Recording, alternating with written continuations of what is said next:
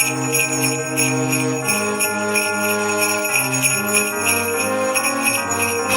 ho, ho! Merry Christmas!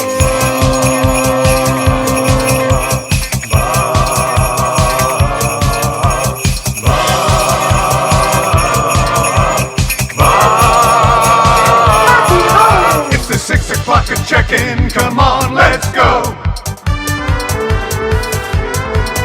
It's the AM nasty big hello.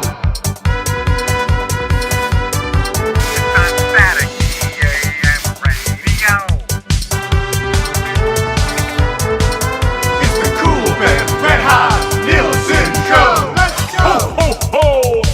Merry Christmas!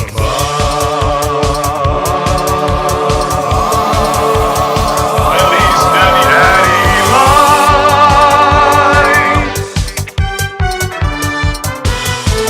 Everybody tuning in, even my wife.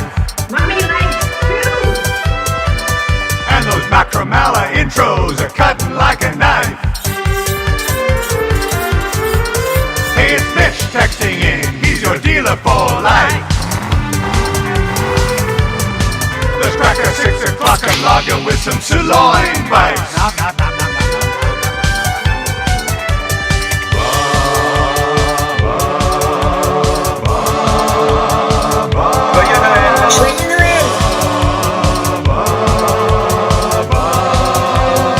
Feliz Navidad lights.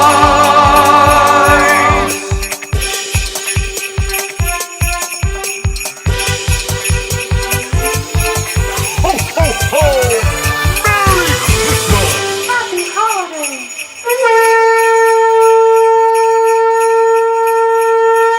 What's going on, everybody? Welcome to the Nielsen Show on a Tuesday morning, a Tombstone Tuesday morning. That is a hell of a thing for you to say to me. How dude. I'm your huckleberry. No! Skin that smoke wagon and see what happens. You tell him I'm coming, and hell's coming with me, you hear? Woo! Hell's coming with me! Woo! Got the soundboard locked and loaded, baby. Let's go. Text of the day. Come and get it, A&Dub. Why not? Come up with something that ties in to Evolving Wild's ranking of Hart Trophy candidates right now, having Zach Hyman at the top of the list. How dude. Hello. I have not yet begun to defile myself. Pretty much, right. Text of the day for A&W, of course, $20 gift card. And, you can get Mama Burgers, 2 of them for $9.99 here in the month of December. Drive-thrus, most of them are open 24 hours a day. Nasty chat already rolling over on YouTube. You can text us in the Paris Jewelers inbox as well. And Paris Jewelers, 22 stores across the country. If you're thinking of a holiday proposal, Paris Jewelers has a great selection of the engagement rings right now. You can pay now, propose now, pay later with their flexible financing options. Do not pay for 1 year. Dustin Lieutenant Air coming at you from the Popeyes Louisiana Kitchen Studio, of course, this morning.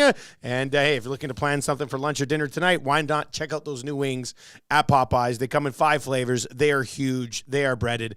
They are absolutely delicious. DoorDash, Skip the Dishes, and Uber Eats, or at any of the locations. We got to be like 2 weeks away from the new location on the West End firing up as well, where Red Robin's used to be, as one of my favorite places gets replaced by another one of my favorite places. Speaking of favorite places, how was the sports bar lounge last night? It was great. Thank you to everyone for showing up. Jason and Andrea, thank you very much for the baking. Of course, Trevor Savage there, as usual, in his seat, which I assume one of these days they'll have a nice little plaque, as you do at the Savage. The bar.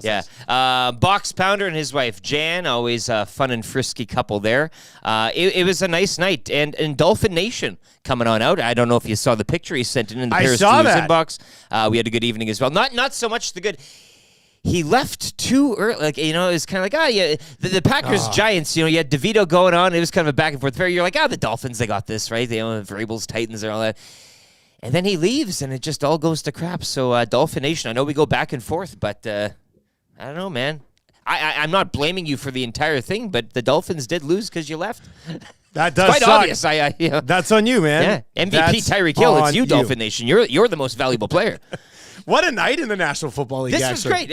For prime time and having two of them go down to the wire like that. I mean, it was great theater. And then you had the whole Tommy Cutlets thing going on. And wow, Tommy DeVito, like, I was not made aware. So I spent most of the night watching the Dolphins game. Oh no. Yeah. And then I was dropping a massive flood on the rink last night. Okay. So I go out to kind of like wrap it up. And I went out right after the Titans scored, and I was like, oh, nice effort. Like that touchdown to make it 27-21 or whatever it was. I was like, fun to see them get that drive at the end, but they're not coming back to win this game. So I'm outside for like 20 minutes, wrapping up the hose, making sure everything's good to go. I had to do some garbage stuff. Come back in, sit down. I look at my phone, and the lock shop chat, like our text chat, has like 12 missed messages. I'm like, what the hell is going on here? So I pop it up, and the boys are like, oh, my God, I cannot believe that finish. I was like, are you serious? So I rewound it, watched that. Then I get in today, and you're like, how about Tommy DeVito's agent? And I was like, what are you talking about? So then we're looking at this guy today. My God. It was all going off. The agent, the dad, they had a tailgate group of like 50 or some people. They're serving up cutlets, Tommy Cutlets T-shirts. And Tommy Cutlets. Weird vibe. But the agent, as Aikman, as everybody's pointing out, that's like, I don't know why we're all so surprised. Yeah. You see him pop up, you're like, oh, of course that's Tommy DeVito's agent. Kissing his father. He looks doing a lot of this. Yeah, he looks exactly like Tommy DeVito's agent should look. You know, it was absolutely amazing. So yeah, actually, considering the two games that we had. Oh, only the NFL. Schedule, only the NFL can dress something up like this. Yeah, like they can really put a. And again, we're talking Tommy DeVito, and it's a beautiful day.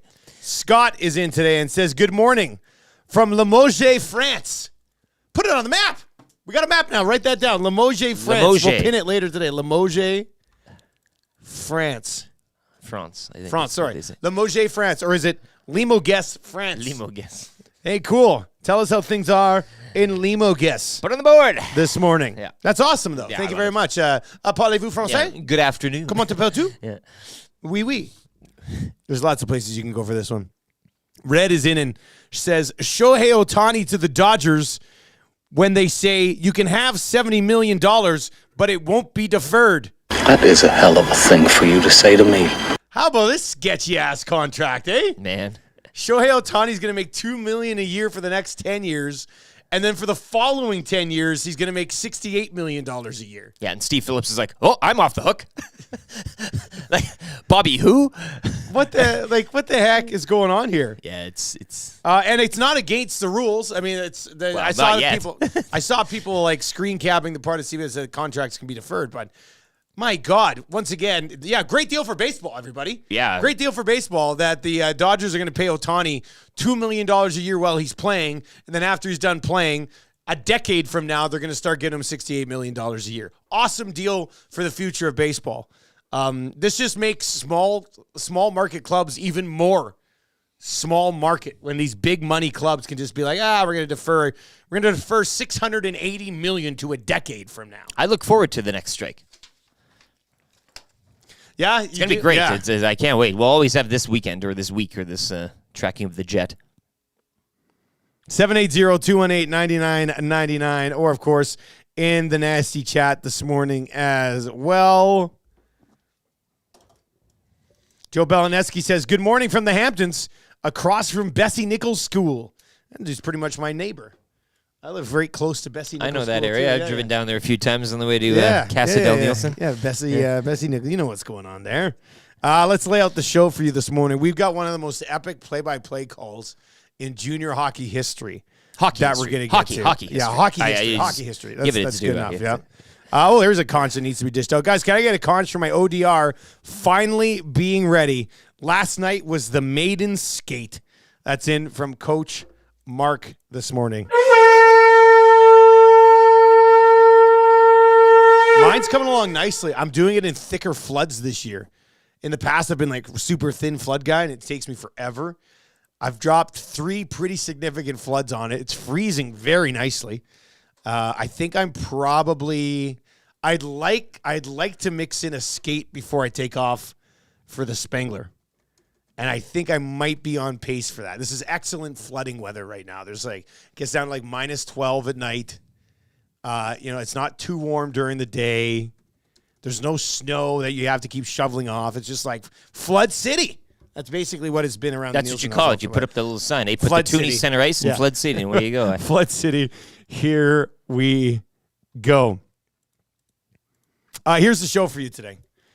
6 o'clock hour is going to be a lot of fun. We're going to dive into the Otani thing a little bit more. We obviously got some discussions coming out of the NFL last night. The Edmonton Oilers and the Chicago Blackhawks. A battle of the Connors. Old Connor versus young Connor. Big Connor versus little Connor. Well, and medium Connor's in there, too. And Connor Brown.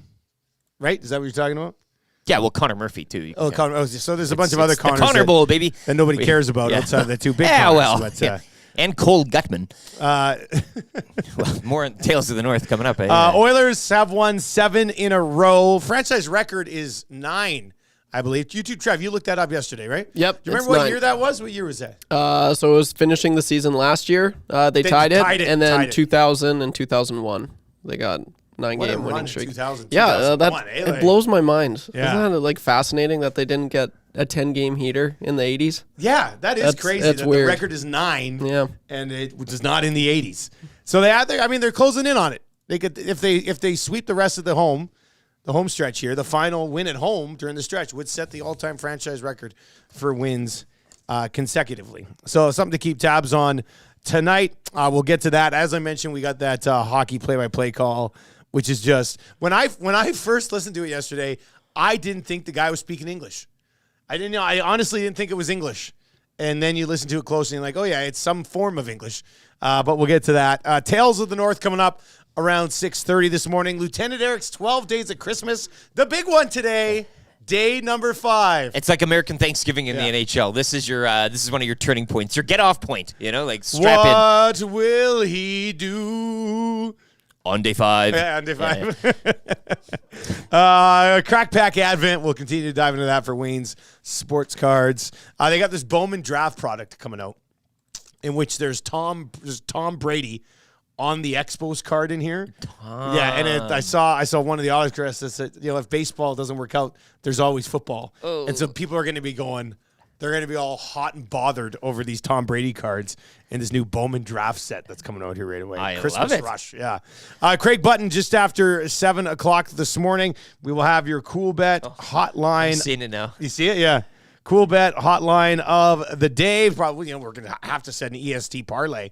I'm loving the Oilers. The Oilers are in a great spot. They're not losing. Look, the way the Oilers have been playing right now, they're not losing to the Chicago Blackhawks. And I know you're going to say, "Oh, Dusty, you never know. Trap game." Not right now. Connor Bedard. This team Connor is Bedard, beyond yeah. trap games against really bad teams like this right now. Yeah.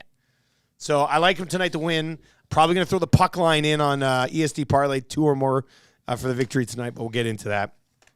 Weekly confessions coming up around 7:45 today. Do you have anything good to confess? Yeah, I have a first. In my 38 years of living on this planet, I did something for the first time over the weekend. Oh, this sounds like something I would say. Like this is. Oh, I'm It excited left for me this. satisfied. Can we do guesses? Yeah, guess Okay, away. You're let's never guess. going to guess it. No, Well, sometimes people. come no, up no. with good guesses. From now, I guarantee from now until confessions, you're not going to guess it.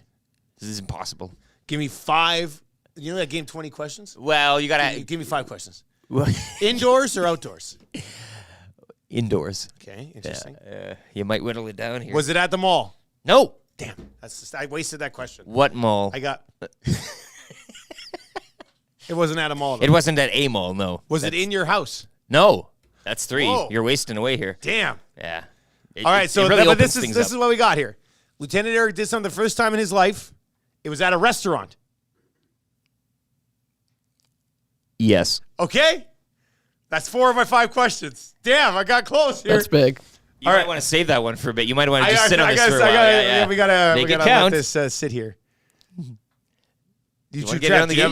You got No, 5 no. questions too? I'm liking Dusty. Why not? I thought we both got 5 questions. Yeah. What's going on here? No, the last question you got. Okay, so there we go. I got you a decent little base here.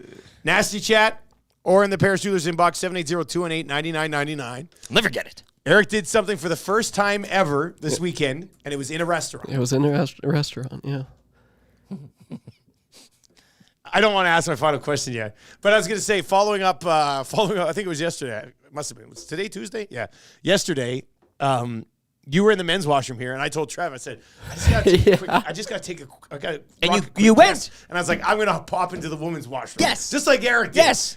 So I go over there, and I turn on the light, and like the lights were like really loud. It was like, it was like the spotlight was on me. I was like, I paused and I turned around, and I was like, I can't do it. No. I shut the light back off, and I came back over here.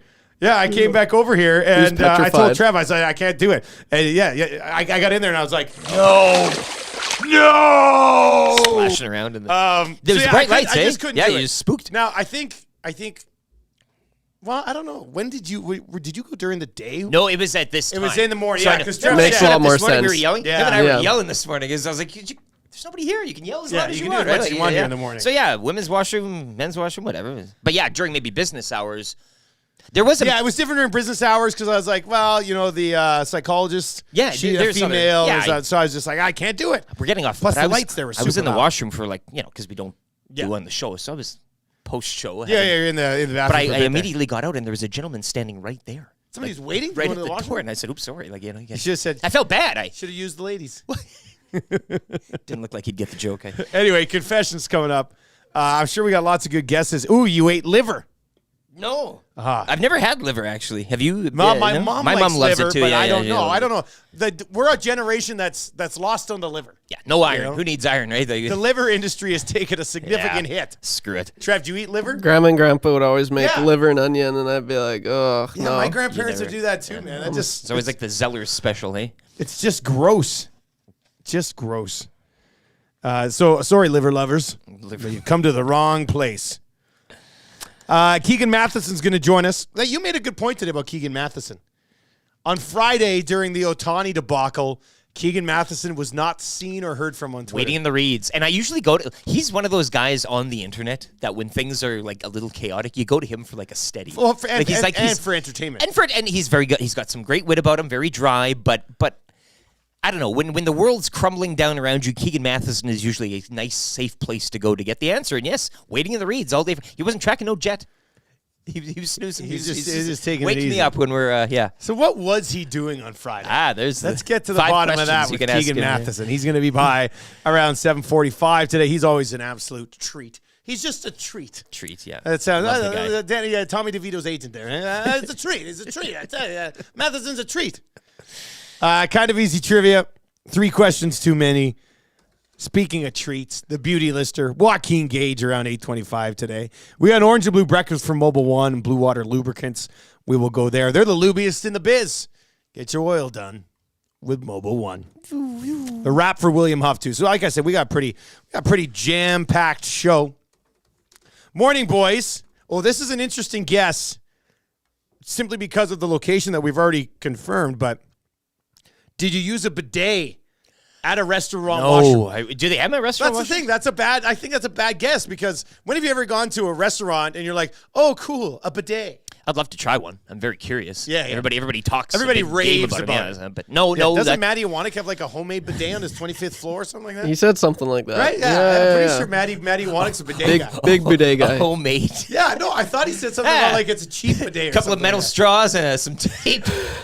Yeah, you actually have to blow the water down the hose yourself.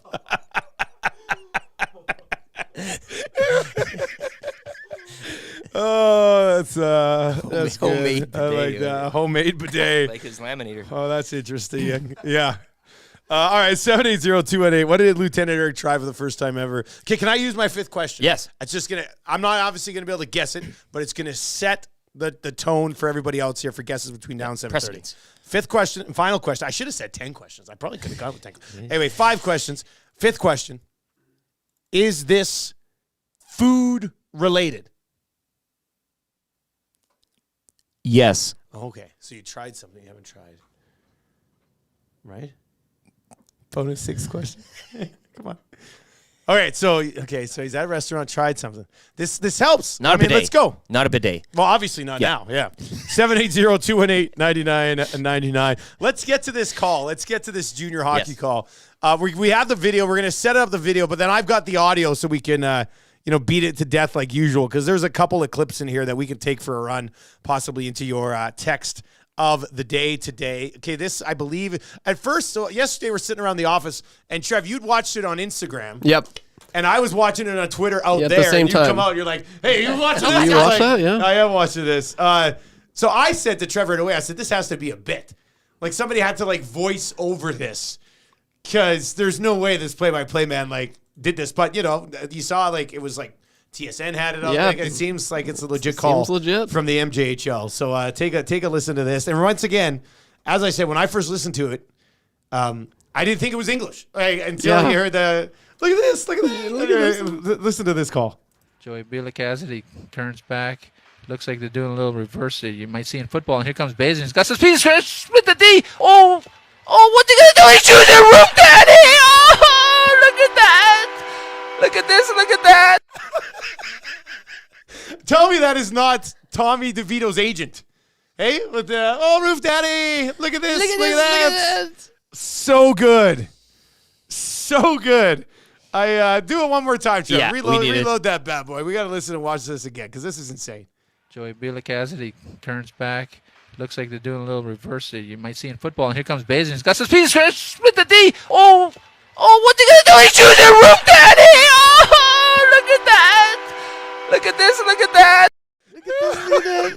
Look at this. Look at that. What's he gonna do? Oh, roof daddy! Oh my God, it's too good. I mean, I've got the audio here as well, and I mean, there's parts of this weekend clip for sure. Let's just take the audio for a run here. Joey Cassidy turns back. Looks like they're doing a little reverse that you might see in football. And here Boom! I love that right there. Looks like they're doing a little reverse that you might see in football. You never hear that. Yeah, I know. You never hear that. Handing the puck off? Like, Amazing. Is this football? I don't know. in what way? looks like they're doing a little reverse that you might see in football. And here comes Bazin. He's got some speed. Split the D. Oh, I like that. Oh. He's like, he hurt himself. Too good. Too good. oh, what's he gonna do? He's shooting the roof, Daddy. Oh, look at that. Look at this. Look at that. Where does the look at this? Look at that come from? I love it. This dude is a legend. Do we have a name on this guy yet? Like, No.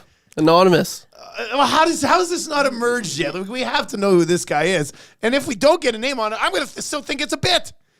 I like how the crowd is just totally not feeling what. Yeah. He's called. Oh, what's he gonna do? He's shooting the roof, Daddy. Oh, look at that. Look at this. Look at that. Oh man, this is one of my favorite calls of all time. Like just the roof daddy, and then look at this, and then when he goes, look at this, look at that. I like the moaning. The moaning does it for me. He's moaning in there. He's satisfied. Well, it's just the Joey Cassidy turns back. Looks like they're doing a little reverse that you might see in football. And here comes Bazin. He's got some speed. Split the D. Oh, what's he gonna do? He's shooting the roof, Daddy. Oh, look at that. Look at this. Look at that. I'm telling you, man. Look at this. Look at that. Legendary stuff here. So there's a couple places right near the end here where you can really sort of take it for a run on text of the day. Oh, look at that. Oh, look at that. All right. Darnell Nurse over the last 7 games. Oh, look at that. Oilers win 10 straight. Oh, look at that. Like, that would have been enough. That alone would have been a legendary end to the call. Daddy. Oh, look at that. Look at this. Look at that.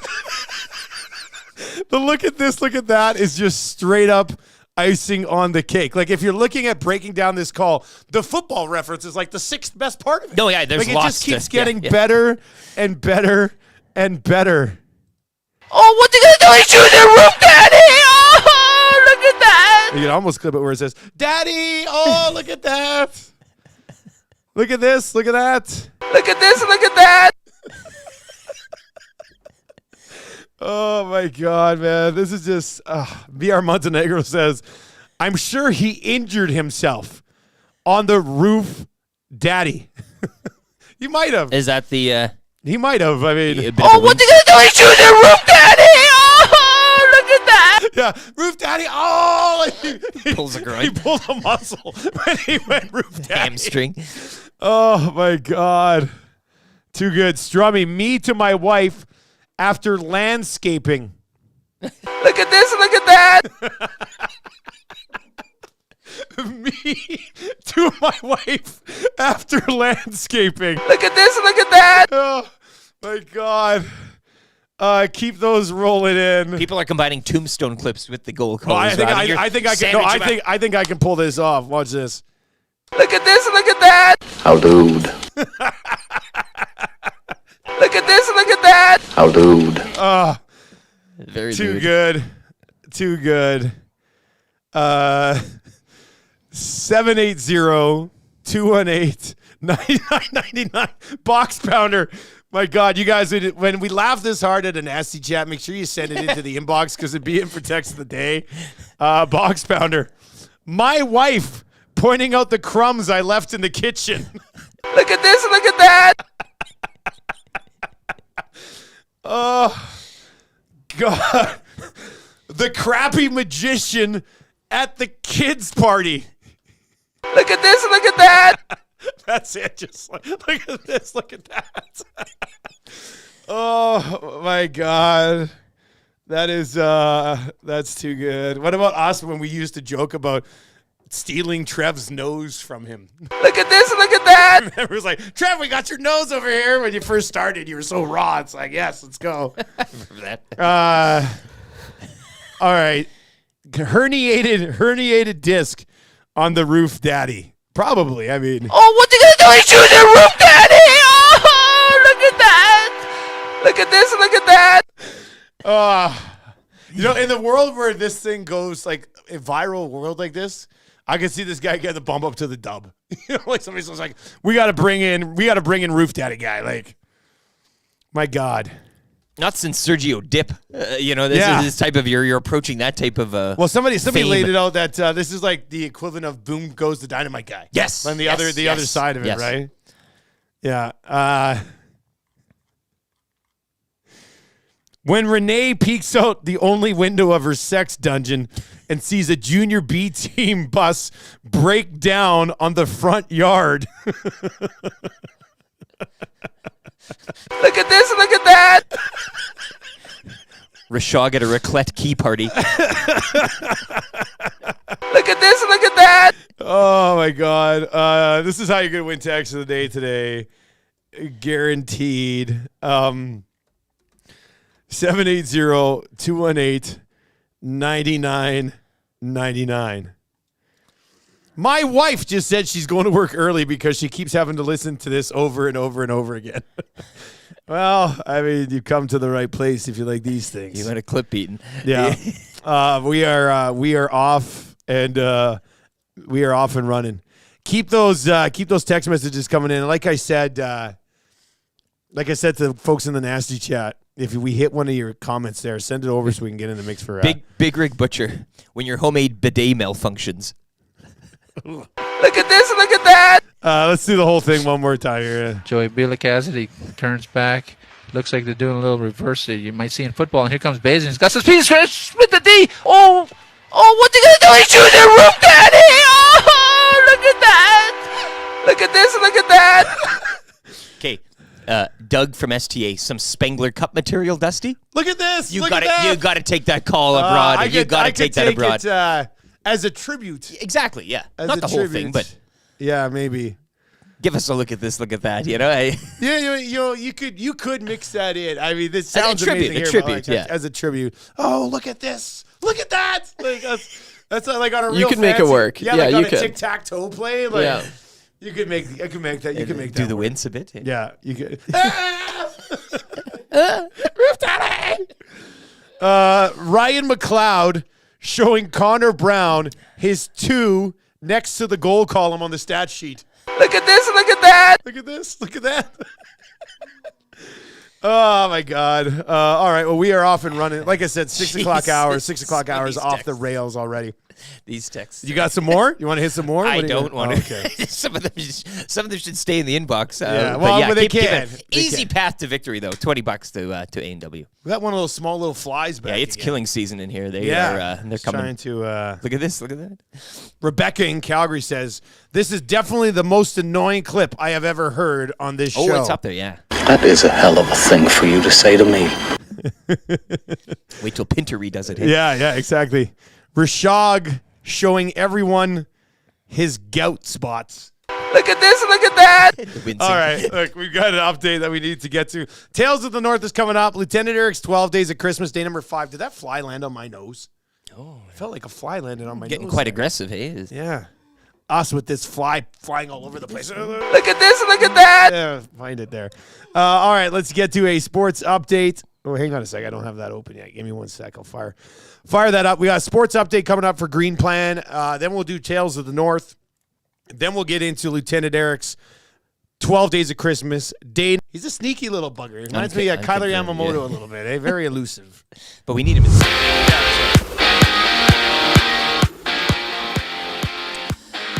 Since quarterback starts were first tracked in 1950, only one NFL starting quarterback has completed 80% of his passes, rushed for 70-plus yards, committed no turnovers, and taken no sacks in a game. That one quarterback was Tommy DeVito last night. DeVito leading the Giants to a 24-22 win over the Packers, dropping Green Bay to 6-7.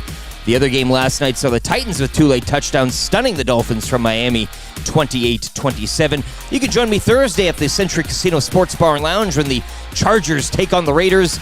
$9.99 smoked brisket cheesesteaks on special, as well as a free square board with prizes on the line. The Central Casino Sports Bar and Lounge at Central Casino Fort Road, where every day is game day. The Edmonton Oilers look to make it 8 straight tonight as they welcome in Connor Bedard and the Blackhawks. You can join Tom Gazzola for the Oil Stream pre- and post-game shows.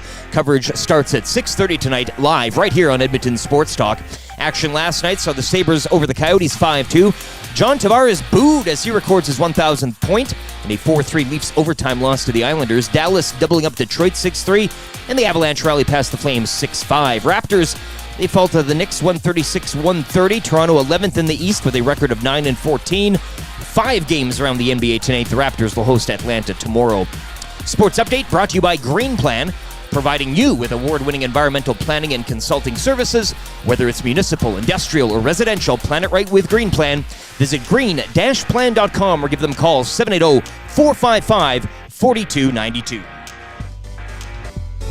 The Nielsen Show featuring Lieutenant Eric. Only on Edmonton Sports Talk.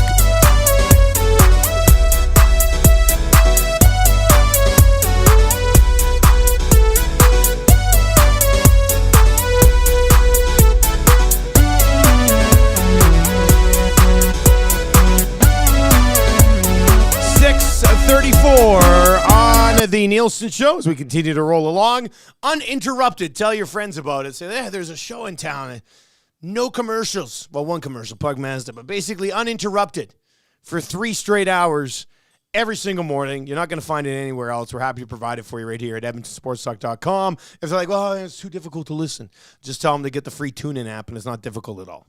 So edmontonsportstalk.com, you can listen live there. You can get the free TuneIn app. You can listen live, or of course you can slide on in to the YouTube channel as we continue to work our way through there. Lots of good messages on that junior play-by-play guy. Just incredible stuff. Incredible stuff this morning.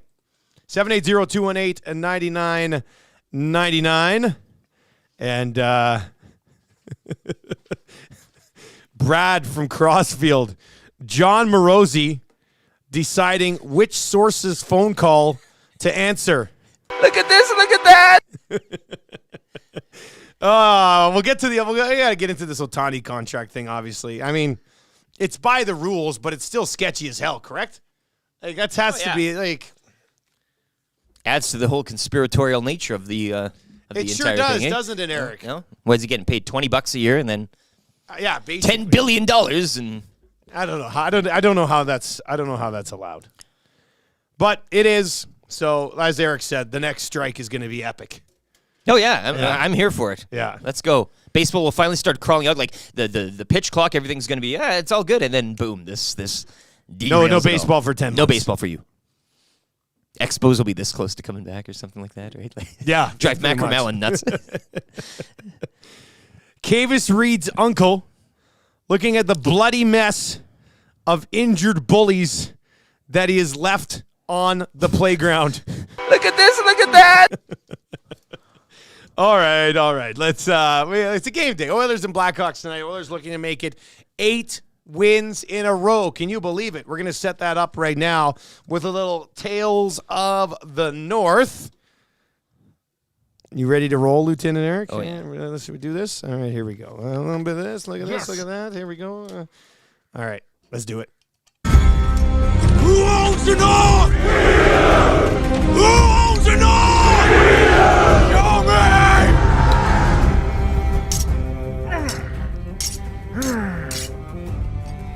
Ho, ho, ho, Nick Foligno. A large lump of coal for you, my lad. Tonight in the North, a battle of the brilliant bastards begins as Connor the First prepares to wage war against the heir to the throne in the wee little Bedard, a baby face that would make Sir Nuge blush. The mighty orange and blue have been slaying all foes who dare stand in their way. From knights to devils and everything in between, it's been victory after victory after victory as the Garlic Knight calmly watches from his perch.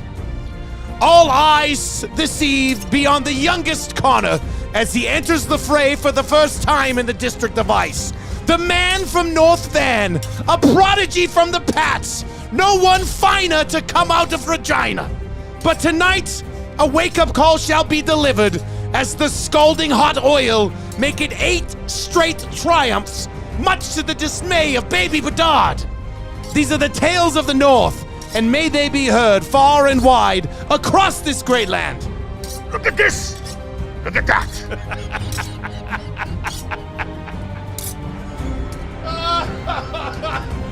Oh, I'm dead.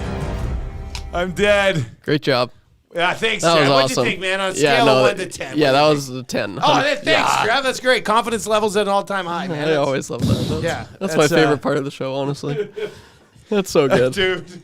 You guys just Look at this. get into character. Look at that. You almost killed me. Look at this, Yeah, look at that. we black out. for Yeah, about 2 yeah, minutes. it's crazy how you can And, do that. It's a thespian thing. and that's it. We gotta get you a Yeah. little bit of garb. Hey? We'll see. A shield or something. A shield would be cool. Yeah.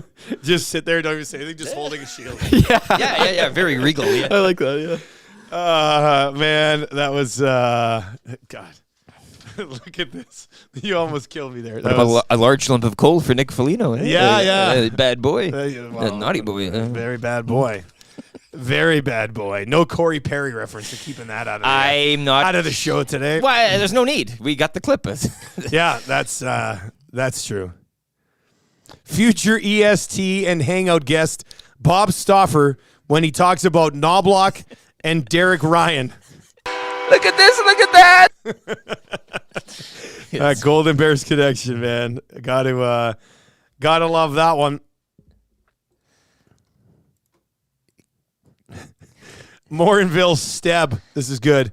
My dad, when I taught him how to use tune-in radio to listen to the boys in the morning. Look at this. Look at that. And that's like a dad. Oh, look at this. Look at that. Very simple. All you got to do is get the TuneIn app, literally search Edmonton Sports Talk once, favorite it, and it basically, like when I get in my vehicle, it just automatically starts playing. That's like regular radio that you would traditionally, right? Yeah, it's Play out of your vehicle. It's the same. It's all screens, right? pretty It's all simple. screens. It's buttons and screens. Fina from Regina. Wow. This guy's I thought we got into Bedard pretty good. I didn't throw it out on Twitter like Tale of the North names for Bedard.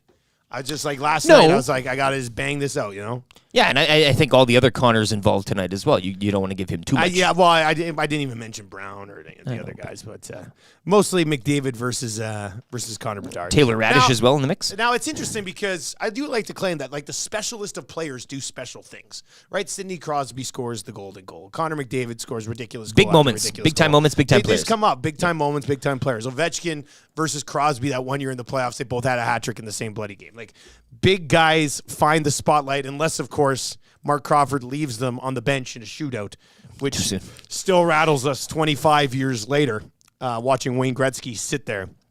As he said, he might not have been great in shootouts, but he never missed on a breakaway. When was that? 25 years ago? 98. I was born then. 25. What happened? What happened? What? I was 90, or I was I guess just you weren't- born. You weren't born. You were a baby. Was that the World Cup? No, it was the Olympics. Yeah. And they went to a shootout, and Mark Crawford did not choose Wayne Gretzky to shoot. in the Nagano, shootout. Japan. Yikes. Yeah. You can look it up, Trev. Go watch that video later today. Okay, You'll yeah, be like, I what will. the hell? Yeah, that's embarrassing. He had a defenseman shoot ahead of Wayne Gretzky. So Yeah. It was a different game then. Hockey was a different sport. Now, we weren't very familiar with shootouts at the time, but still. The razzle-dazzle of the modern game. Absolutely ridiculous. So I'm wondering if Bedard shines in this spotlight. You know, McDavid's been going. McDavid's going to have a big night. It's the Chicago Blackhawks. There's not a lot of pushback coming from the other team's blue line. So I would expect Connor McDavid, to have at least a 2-point game. I'm building the parlays we work our way through the show today. We're definitely going Connor McDavid over 1.5 points tonight. We're going the Oilers minus 1.5 goals as well. But do you think Bedard shines in this spotlight? What's the definition of shining, I guess, for Bedard tonight? I don't know, 2 points himself. A Tuesday night, 8 o'clock Mountain. Look, they went into Toronto and Connor beat the beat Maple Connor. Leafs. Yeah. No, but I mean, results aside, but just him personally. I mean, what would that type of a penalty shot, scoring the winner in a shootout? That would be a moment for him would be something. But what does he do in the game stats wise? Like a highlight reel goal, a real good move. Connor McDavid leads the way. Oilers win convincingly 5-2. But Connor Bedard, how about this goal playing against Connor McDavid, the best player in the league and the heir apparent? Look at this. Does look this? At that, yeah, exactly. Basically, you're Whatever would looking get for this him call. to do something that would require us to play this. Look at this. Look at that. Something there. Well, all those young kids like those lacrosse schools these days. Hey, isn't that still the thing? Yeah, one of those a real roof daddy. Hey, that would be quite the scene. Tuck it in top. Oh, just quickly. Has Bedard done it? He must. He did it like playing in BC, like before he made the jump to WHL. Because I was thinking a lot of the times you just see those from lefties. I don't know what it is. It's like you don't see a lot of them from the righties. It's usually just the lefties behind the net. So I don't know. I mean, we'll see how this plays out tonight. But, I mean, Chicago had like that decent start, but they've not been doing much as of late. The Oilers have won 7 in a row overall, and they've won 7 in a row at home. Have not lost at home since the coaching change. So this thing sets up as potential for a blowout, to be honest with you tonight. Chicago's last 10 games, they're 2 wins at home. They're coming off 4 straight games at home. They've won 4 of their last 10. But like I said, they've lost 7 in a row on the road. They lost to Washington 2 days ago, 4-2. They beat St. Louis 3-1. They beat Anaheim 1-0. They lost to the Preds 4-3 in a shootout. They lost to the Wild 4-1. They lost to the Jets 4-1. They lost to the Wings 5-1. They beat Seattle. They lost to St. Louis. And then they beat Toronto. So, I don't know. The Oilers have just been so hot right now. Trevor, you expecting this to be a close game tonight? No, not at all. I don't think so either, man. No, like McDavid, he gets up for these games, right? It's the whole headline, Connor McDavid, Connor Bedard. When it was McDavid's first matchup against Stammer, when it was Crosby, Ovechkin, like every game he's always just seemed to put up ridiculous numbers, and I expect that to be the same today. I think Bedard's going to, if he doesn't score, he'll highlight his skill. There'll be something That'll that be pops evident. out, right? Yeah, he'll do a sick move every now and then, and that's going to be cool to see, but man, Connor's going to pop off this game, and just with that whole line, how it's clicking lately, I wouldn't be surprised if, McDavid's probably going to get more than 3 points. Sam Gagner night or something. Oh, yeah, man, I'm really looking forward to watching this game. So the Oilers right now, and this could be close to the largest favorite of the season.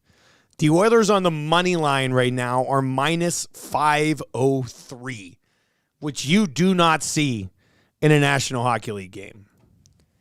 The puck line, which is the spread in this game, is sitting at 2.5 goals at plus 120. So to win by 3 or more is plus 120. In comparison, the Coyotes just to win their game tonight in Pittsburgh's plus 162. So a longer shot, significantly, of the Coyotes just winning the game in Pittsburgh as to the Oilers beating the Hawks by 3 tonight. 5th in goals allowed per game at 3.44. 3.44? Goals allowed per game. The Hawks. 5th in the league, 3.44. Oilers team total over whatever the number is. It's all I would lining be up. surprised if they don't score 5 goals tonight. I'll be honest with you. You'd be disappointed. I will be. To be a, I will, yeah, I think you I should will. be, right? 7, man. 7 in a row. Looking for 8.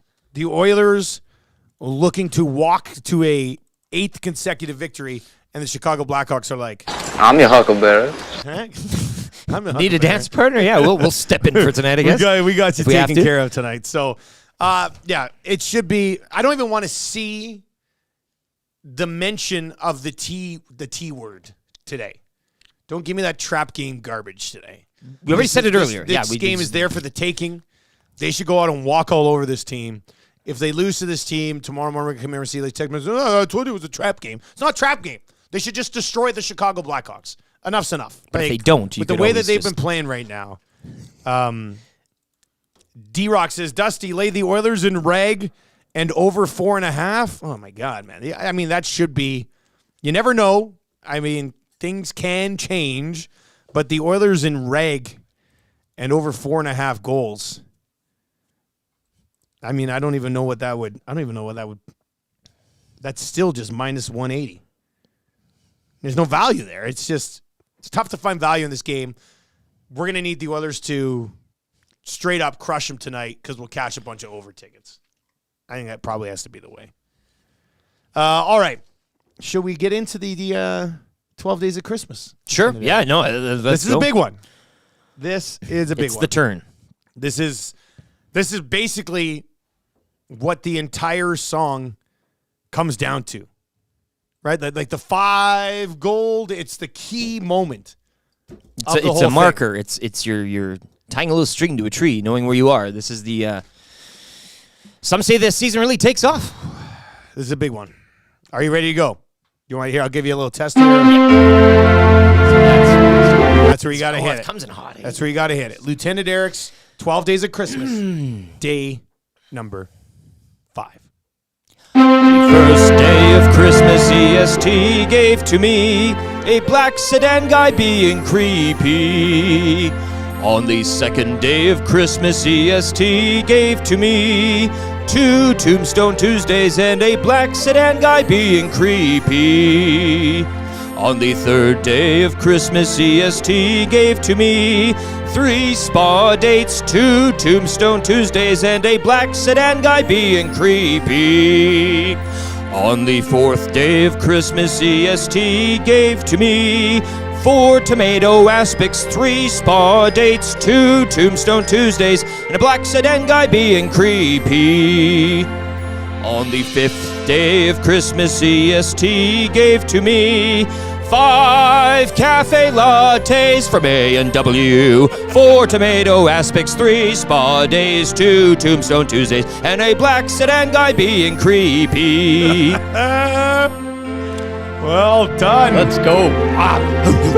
Keeping score. That's Let's go, baby. 2 Christmases with A&W getting that 5 spot. What? Whistle Dog hold the relish. 5 Cafe whistles. lattes. Yeah. Wow. Well, we did. I was on the lattes. You are, and it I happened mean, I here. was It on the happened in lattes. this It room. happened right Yeah, here. right here. And I was latte guy for like 2 weeks. You were hard on him, actually. It was Kramer. You had a bit of a problem. Yeah, You I were, was tucking him in your Phil waistband. Weston from Kicking and Screaming. I like it. Okay, so was it 5 Cafe lattes cafe from lattes A&W. From A&W. You can come in with the from A&W part if you'd like. We can kind of start. Okay, give us a from I'll start A&W working chat. on that. Yeah. From A&W. 5 cafe lattes from A&W. From A&W. I can do that, I think. Oh, it's got to be quick. Well, From you can all A&W. join in if you want. We can all. We could all just be If you want. from A&W's. That's Sure, it. I don't yeah, want to do yeah. the rest of it because you got to hit that latte Yeah. part. It's, if you guys want. From Feel free. A&W. Penner's Pancake says, question on the 12 Days of Christmas. Is this all LTE's creativity or is it a group effort? Either way, it's fabulous. Oh, this is all this guy right here. That's what this guy It's LTE after hours. Yeah. I literally have no idea what's coming out of his mouth when he's giving us a new day. Sometimes neither do I. It's the exact way that you want it. That's I how like it the is. level of surprise. It's like opening a gift every single day. Very few things on this show surprise me. I usually have everything like planned out. Speaking of which, Actually, yeah. What it does surprise us. Whatever's next in our Crack Pack Advent. Let's do that. what have we got today? 9, 10? Today is the 12th, my good man. We're cruising through this. starting to get sad, you know? I know. Okay. 12th day from Wayne's. 12th day from Wayne's. Ooh, what? Hobby, what is this? Hobby ice? Just a second, I gotta hit something. Me when I open up that advent calendar. Oh, the wrong one. Hang on. Yeah, right here. Look at this. Look at that. There's so many things. Ice. Ice. Oh, that's nice. Yeah, the pack of ice. It's a different. 6 cards for pack. Look for autographed rookie. Okay. Oh, and I got metal. Never had a nice. Ooh. Day 12 is like a nice little bonus day. Oh yeah. You got it. I got it. Of course I got it. Let's see here. What type of cards did you get from Wayne's today? Metal Universe. Here we go. These ice are nice. Yeah. Arvidsson, O'Reilly, Colton Parayko, Alexei Protas. Ooh. Oh, that's green diamond. This is a nice one here. Caulfield, your boy here. Ooh, very nice. One of those diamond cutters there. And Jonathan Crystals. Dullen. Yeah. Cole Caulfield These are crystals. nice, these ice. Very nice. Very nice. Yeah, these Holy this is the level up from the upper deck stuff that we've been cracking, yeah. Clayton Keller, Sean Monahan, Lassie Thompson, Alex Newhook, rookie, Ryan Suter, Elias Pettersson, some people call him Petey. And Steven Stamkos. The Metal Universe mixing in. All right. I like that. It gets me kind of excited for what else is coming in this advent calendar. Excellent stuff, Wayne. Well done. If you want to do a little Christmas shopping, we do suggest Wayne's Sports Cards, just north of. I might slide out between shows today, between our show and Lock Shop, and get a haircut. Yeah, I like you doing a show in the morning. Getting a haircut. Stepping out, come in for the show to get a haircut. What do you think? Should I do a midday haircut today? I'm loving it. I got to get one before I go for to Spangler. It's getting a little. It's not crazy long, but like I want to just get it tightened up. Well, when do you leave? Well, I don't leave till next Friday. So this is perfect. But things get you don't want to you want it too fresh, right? I know, Because then you're too eager. I'm this would be very nice. much on this haircut has to happen. It's a good today. window. You're in your window. I could do it after, but I got a quick meeting after 2 guys today. And I was just like, I might sneak away. Mr. Barber opens at 9. Well, Mr. Barber, and then you got to save some time for Wayne's. And Wayne's. But Wayne's doesn't open until later, right. So I won't be able to hit both. But it's not just sports cards. And for Christmas, if you want to go there and get some Home Alone, whatever movie or show you can think of, wrestling, like the whole bit. Lego, Funko Pops, comic books. Best place for those little trinkets that I'm like, what do you do? Or a gift exchange game or something like that. Wayne's is the place. You won't be disappointed. It's a stocking machine, right? Actually, if it's the conveyor belt. My wife, if you're listening. I'd like all of my stocking stuff to just come from Wayne's. That would be amazing. That seems so labored. My wife. My wife. I'm still Wayne's pack. I'm stuck partway between Tales of the North and MJHL play-by-play guy right now. My wife. Joey Cassidy turns back. Joey Looks like they're doing a Cassidy. little reverse that you might see in football. And here comes Bazin. He's got some speed. Split the D. Oh, what's he going to do? He's shooting the roof, Daddy. Oh, look at that. Look at this, look at that. Oh, man. That's like one of those, we vault it. We'll have it forever. Look at this, look at that. Has now become a thing on the show. Huge props to this guy. We got to get a name on this kid. Like, this is unbelievable stuff. KX, did the boys talk about Mikko Rantanen and the Avs just yet? Yeah, you see Rantanen last night? Well, it was like a Finnish dad fight or something? Lekkonen's dad was talking trash against Rantanen. I guess it motivated him. Yeah, very weird. Hey, like that Finnish hockey scene, man. It's nuts. You know about this, right? Well, look, I was raked over the coals for years. Sure. Tweeting Finnish hockey clips to people in this market. But I had no idea that dads talked trash about other players. It's Now do Patrick Laine. Yeah. Too soon. Yeah. Rantanen's like coming off of a career year. Yeah, he was amazing last year. Potts 50 last year. Like best, and McKinnon, Makar, a lot of those guys were injured throughout the whole season. He was easily the most consistent player for the Avalanche, and just a bona fide star in this league. Oh yeah, he's a stud. And yeah, Lekkonen's dad's like, nah, I don't like it. Like what? Lekkonen's dad is like, yeah, well, I don't know what he's going on about. So he shouldn't take it to heart because Rantanen's just a stud. What does Lekkonen's dad say about Jesse-Puljujärvi? Yeah, that's what I'm saying. Or even Lekkonen. What's he saying about his own son? What's he say about his own kid? He's like, no, you're doing better than Rantanen. Like there. that's insane. Do we only have one like on this so far today? Is it? Or, No, it's. I was looking at refresh. that. Hit the refresh. I don't know why it isn't updating on. There you go. Oh yeah, I was on the just browser like, what's there. going on here? I saw somebody in the nasty chat was like, let's see here, 45, not bad. I mean, let's hammer it though. We've had real nice starts of the show today. Real nice starts of the show. Yeah, what are you waiting for? Like, Yeah. It doesn't cost you just. My goodness. You know, quickly on this one, because we got like 3-4 more minutes and we'll get out. Craig Button will come in. What'd you think of the Northern Star Award going to Gilgeous Alexander as opposed to Connor McDavid? I saw a lot of hockey guys yesterday.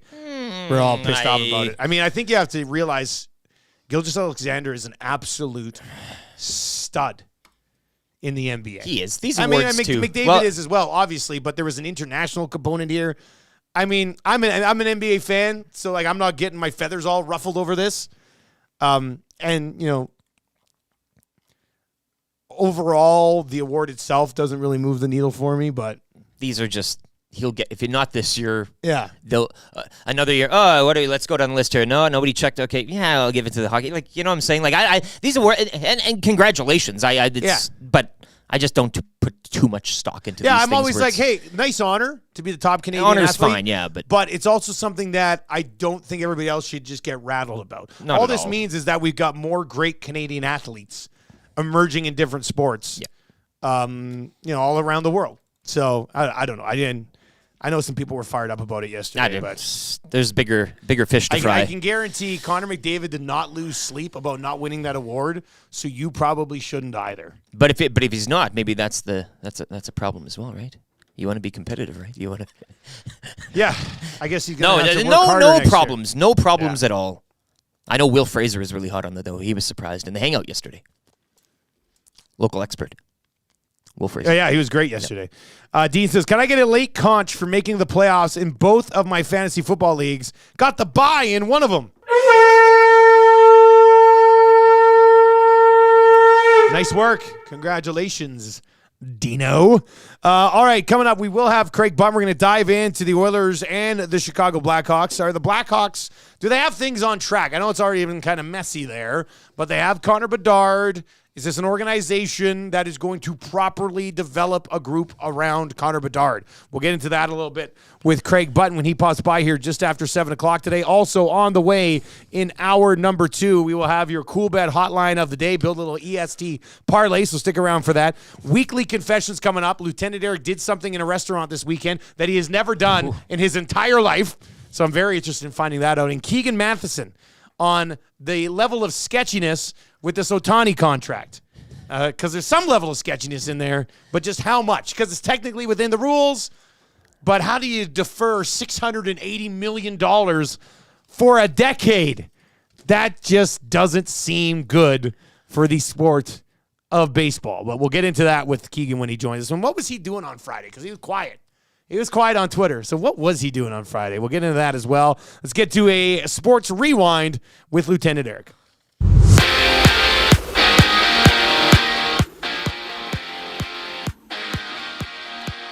NFL double dip of Monday Night Football action last night saw quarterback Tommy DeVito leading the Giants to a 24-22 win over the Packers, dropping Green Bay to 6-7. Elsewhere, the Titans with 2 late touchdowns, upsetting the Dolphins from Miami 28-27. You can join me Thursday at the Century Casino Sports Bar Lounge when the Chargers take on the Raiders.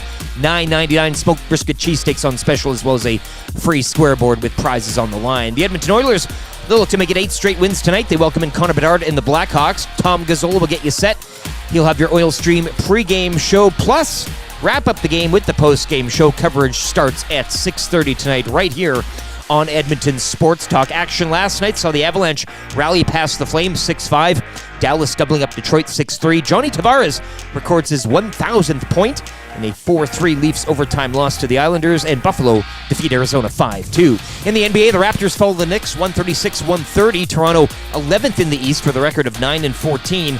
They're back on the court tomorrow hosting Atlanta. 5 games around the NBA tonight. Sports update brought to you by Universal Rewind, reminding you that regular motor maintenance will prevent costly downtime. Contact them today to learn more about their motor maintenance services. Choose experience, expertise, and quality. Choose Universal Rewind.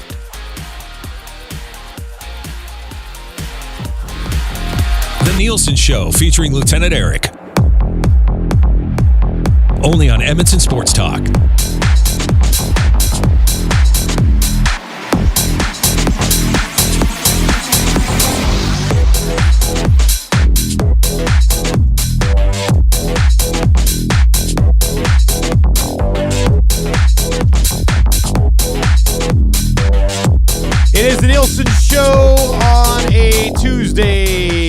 morning. Thank you very much for being here. You can text us anytime in the Paris Jewelers inbox. Go see our friends over at PJ's. Paris Jewelers, 22 stores across Canada.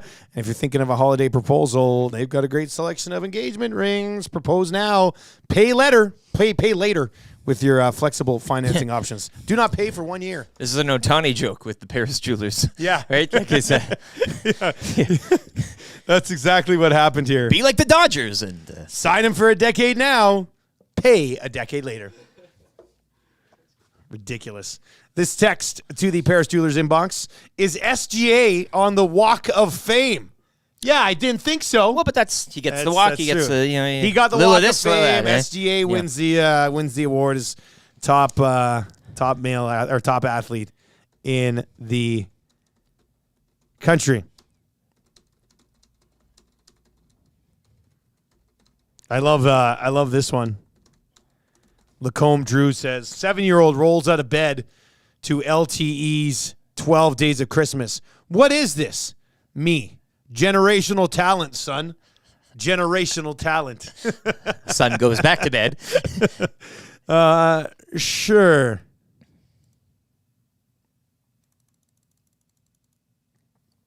Lots of good text messages rolling in. We'll try to sort through a few of these. Do we have Craig Button yet? Craig? Not yet. He has Not not yet. entered All right. the Well, chat. Craig Button will enter the chat here at some points. I could just sit here. People must be very entertained by just reading the nasty chat, eh? Like, I wish I had more time to just sort of sit down and read all the comments that come in on YouTube. You don't go back after the show every day and scroll through the No, entire thing? Every single Man, one. It's And then great reading. I make funny notes like, oh, somebody called the doc, and then somebody made a Bugs Bunny reference. You're keeping the receipts, yeah. Like, trying to. It's tough enough sorting through the Paris Jeweler inbox right now, but we'll do that. Text of the day for A&W coming up a little bit later on this morning. We've got confessions on the way. You've seen some guesses rolling in here. Mm-hmm. Have you seen anything that is close to what your confession will be? We're getting close. I'm just scared it's going to kind of fall. Well, it's not going to fall flat, but it's going to be. I mean, you're whenever we play these games, it's like, ooh, what's the dazzling with it? It might be a little pedestrian, but that's fine. I think we'll all have a story. We'll all probably say, oh, what took you so long, and that type of thing. And then here I go saying too much already. But what took you so long? What did take? Did you so send long? something back? Disgust. No, I didn't send anything. No, it wasn't like an action. Like I didn't. This is just me going somewhere. There's no story. There's no punchline here. You're gonna be very. You're gonna be like, oh. So it's not. I thought it was gonna be like. But that's why you're not gonna be able to guess because it's such a common. Does this have something to do with something you ordered? No. Again, it's nothing Whoa. just specific. It's just I went there. Wait, so you saying went too to much. a restaurant for the first time? Is that what this is?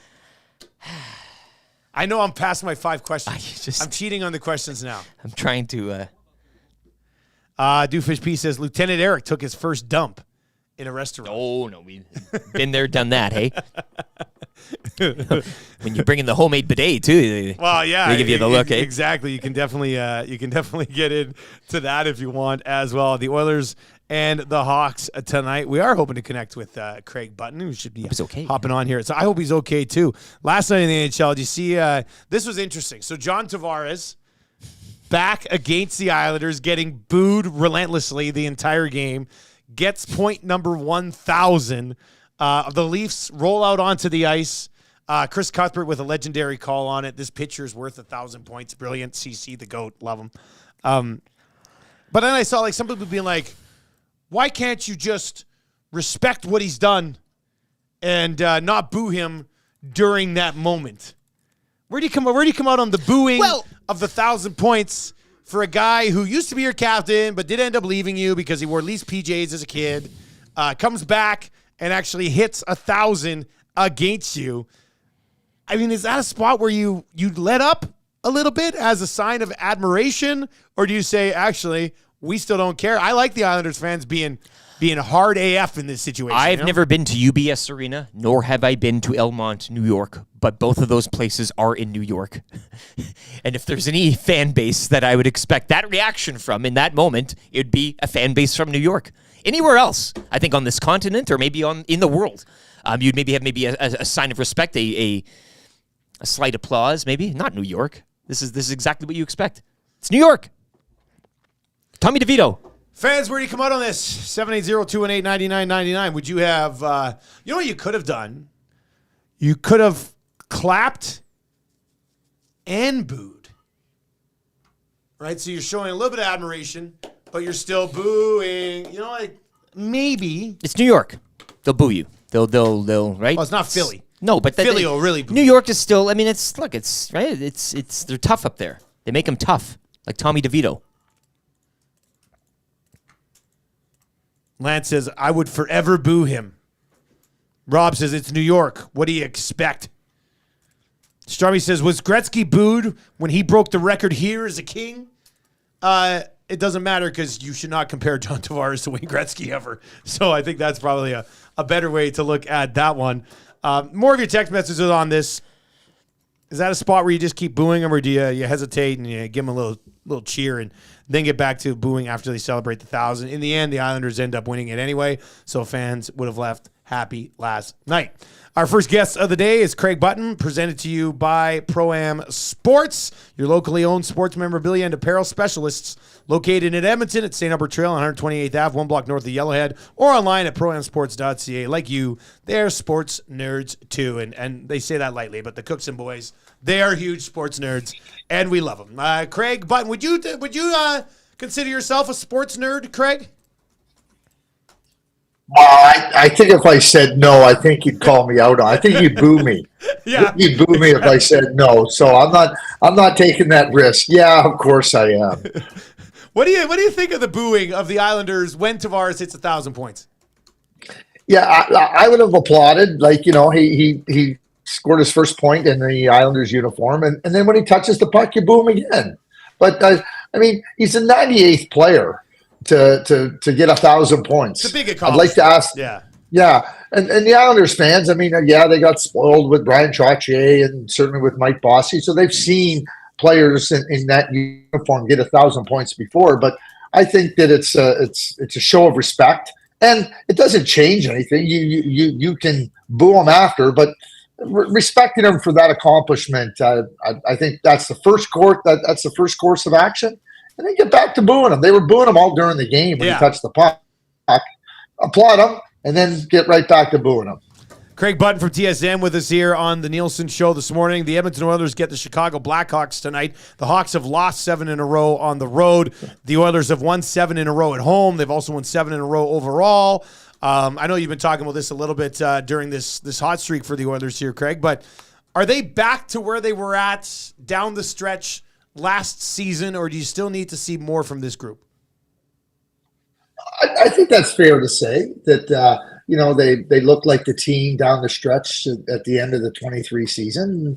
I think that's the surprise of the start. That hey, we can all debate how serious of a contender they were. How much we believed in their team as a Stanley Cup contender, but there's no way anybody thought they'd be 5-12. There's just no way. And they were playing poorly, but watching them play, I thought they played a real strong game on Sunday versus the Devils. You think about all the different elements of a game that require attention, and I think the Oilers have that in order, and that's how they looked. And, down the stretch last year, where did they go? 18-2-1 from the time they acquired Ekholm? Or something like that. They look like that team. You mentioned attention to detail, and, there's been a lot of discussion on, what's changed since the coaching change. And attention to detail, that could certainly be something being emphasized by a fresh coaching staff, or maybe the change itself had players start paying attention to the little things a little bit more. Is that a fair way to describe it? Yeah, I think it's totally fair, Dustin.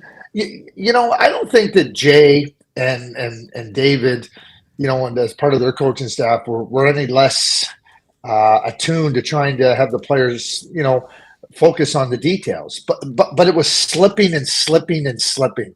Just like Dave Tippett wasn't lacking attention to the details, but it was slipping. And I think as a manager, you have to look at when your team is slipping and understand that, okay, can he get it back on track? And, Ken Holland is not somebody, and Jeff Jackson has to be included in this. I mean, they're not people that are, knee-jerk. And I think we don't know the conversations that are going on behind the scenes, but those conversations are really, really significant and going on. And as a manager, you start to, I'm not so sure he does have an answer. You start to see frustration in the coach's office. They're trying to find answers. You start to see frustration listening to the players, and then you reach the point where you say, okay, we do need to make a coaching change. And sometimes it is about, we talk about attention to detail. Sometimes it is about getting the attention of the players. And sometimes that's what a coaching change does. I don't think there's any question that the players got when they made the coaching change, their ears perked up. They perked up. There was no question about it. And hey, they responded just like they responded under Jay after the change from with Dave Tippett and Jimmy Playfair. There's been a lot of discussion here over this 7-game winning streak that Darnell Nurse has kept things very simple. He's been excellent. Ekholm looks like he's getting healthier when he was banged up at the beginning of the year, so that's significant. Bouchard is on a point streak right now that only Paul Coffey has outdone during his time with the Edmonton Oilers.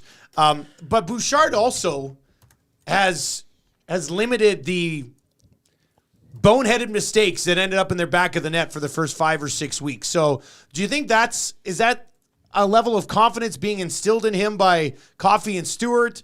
Is it the fact that Ekholm's getting healthier and it's helping Bouchard at his own end? What do you think has led to a turnaround? And who knows if it continues, but it's been relatively steady in his own end of the ice for the last 2.5 weeks. Well, and I will also say this, Dustin and Eric, it's also been steady up the ice. Yeah. Not taking chances in the neutral zone, not taking unnecessary chances in the on. I mean, the Oilers were getting destroyed on rush chances against. They're absolutely annihilated because they were forcing everything in the offensive zone, taking big-time risks where they couldn't, where they weren't getting rewarded, they were getting punished. And I think that was a big problem for the team. It was a big problem for Evan Bouchard. But I think they are settled down now. I think you see Evan Bouchard now using his skills to advantage, not trying to, I make a mistake, now I got to get my team back into the game, not taking one step in the wrong direction. Daryl Sutter said this a couple of years ago. I heard him say, I thought it was a great comment. He says, when a defenseman takes one step in the wrong direction in the National Hockey League, you need 2 steps to make it up. He said 2 steps in the National Hockey League is too much. You can't do it. The Oilers, Evan Bouchard might have been the poster boy for it, but the Oilers were taking the wrong step in the wrong direction too many times. And I think that Chris Knobloch and Paul Coffey have settled it down. I may have mentioned this last week. I don't know if I did or I didn't, but Paul Coffey had a comment where he was talking about Connor McDavid, and he said, I played with 99 and 66. You got to lean on your teammates sometimes. It can't just be about you. Connor McDavid, Leon Draisaitl, they're wired. They're wired to make a difference. I think Bouchard's wired. But sometimes, in your quest to try to make a difference, you end up hurting the team. I think that Paul Coffey's comments just settle down. Listen, you don't have to do it all yourself. We're going to work together as a team. You asked me at the beginning about the team. Do they look like the team down the stretch last year? Yeah, they do, because they're working together, and they're working together with the puck, without the puck, in transition, defensively, offensively. And I don't think it's any surprise that they've won 7 in a row. Craig Button from TSN joining us on Edmonton Sports Talk to Nielsen show this morning. Dustin Nielson, Lt. Craig, I just want to get your thoughts on tonight's opposition. The Oilers looking for their 8th straight. They've been winning in a variety of ways, different types of opponents. It's been a wild ride leading up to tonight. Outside of Connor Bedard, though, is there anything from this Blackhawks team that should worry Oilers fans? It's kind of weird being at this spot right now and being, going for the 8th against Chicago. This is going to be easy, but, a breath ago, and you mentioned the record earlier on, just your thoughts on this Blackhawks team. I think we all know Connor Bedard, the points he's putting up leading rookies, but anything Oilers fans should be somewhat slightly concerned about tonight, if at all?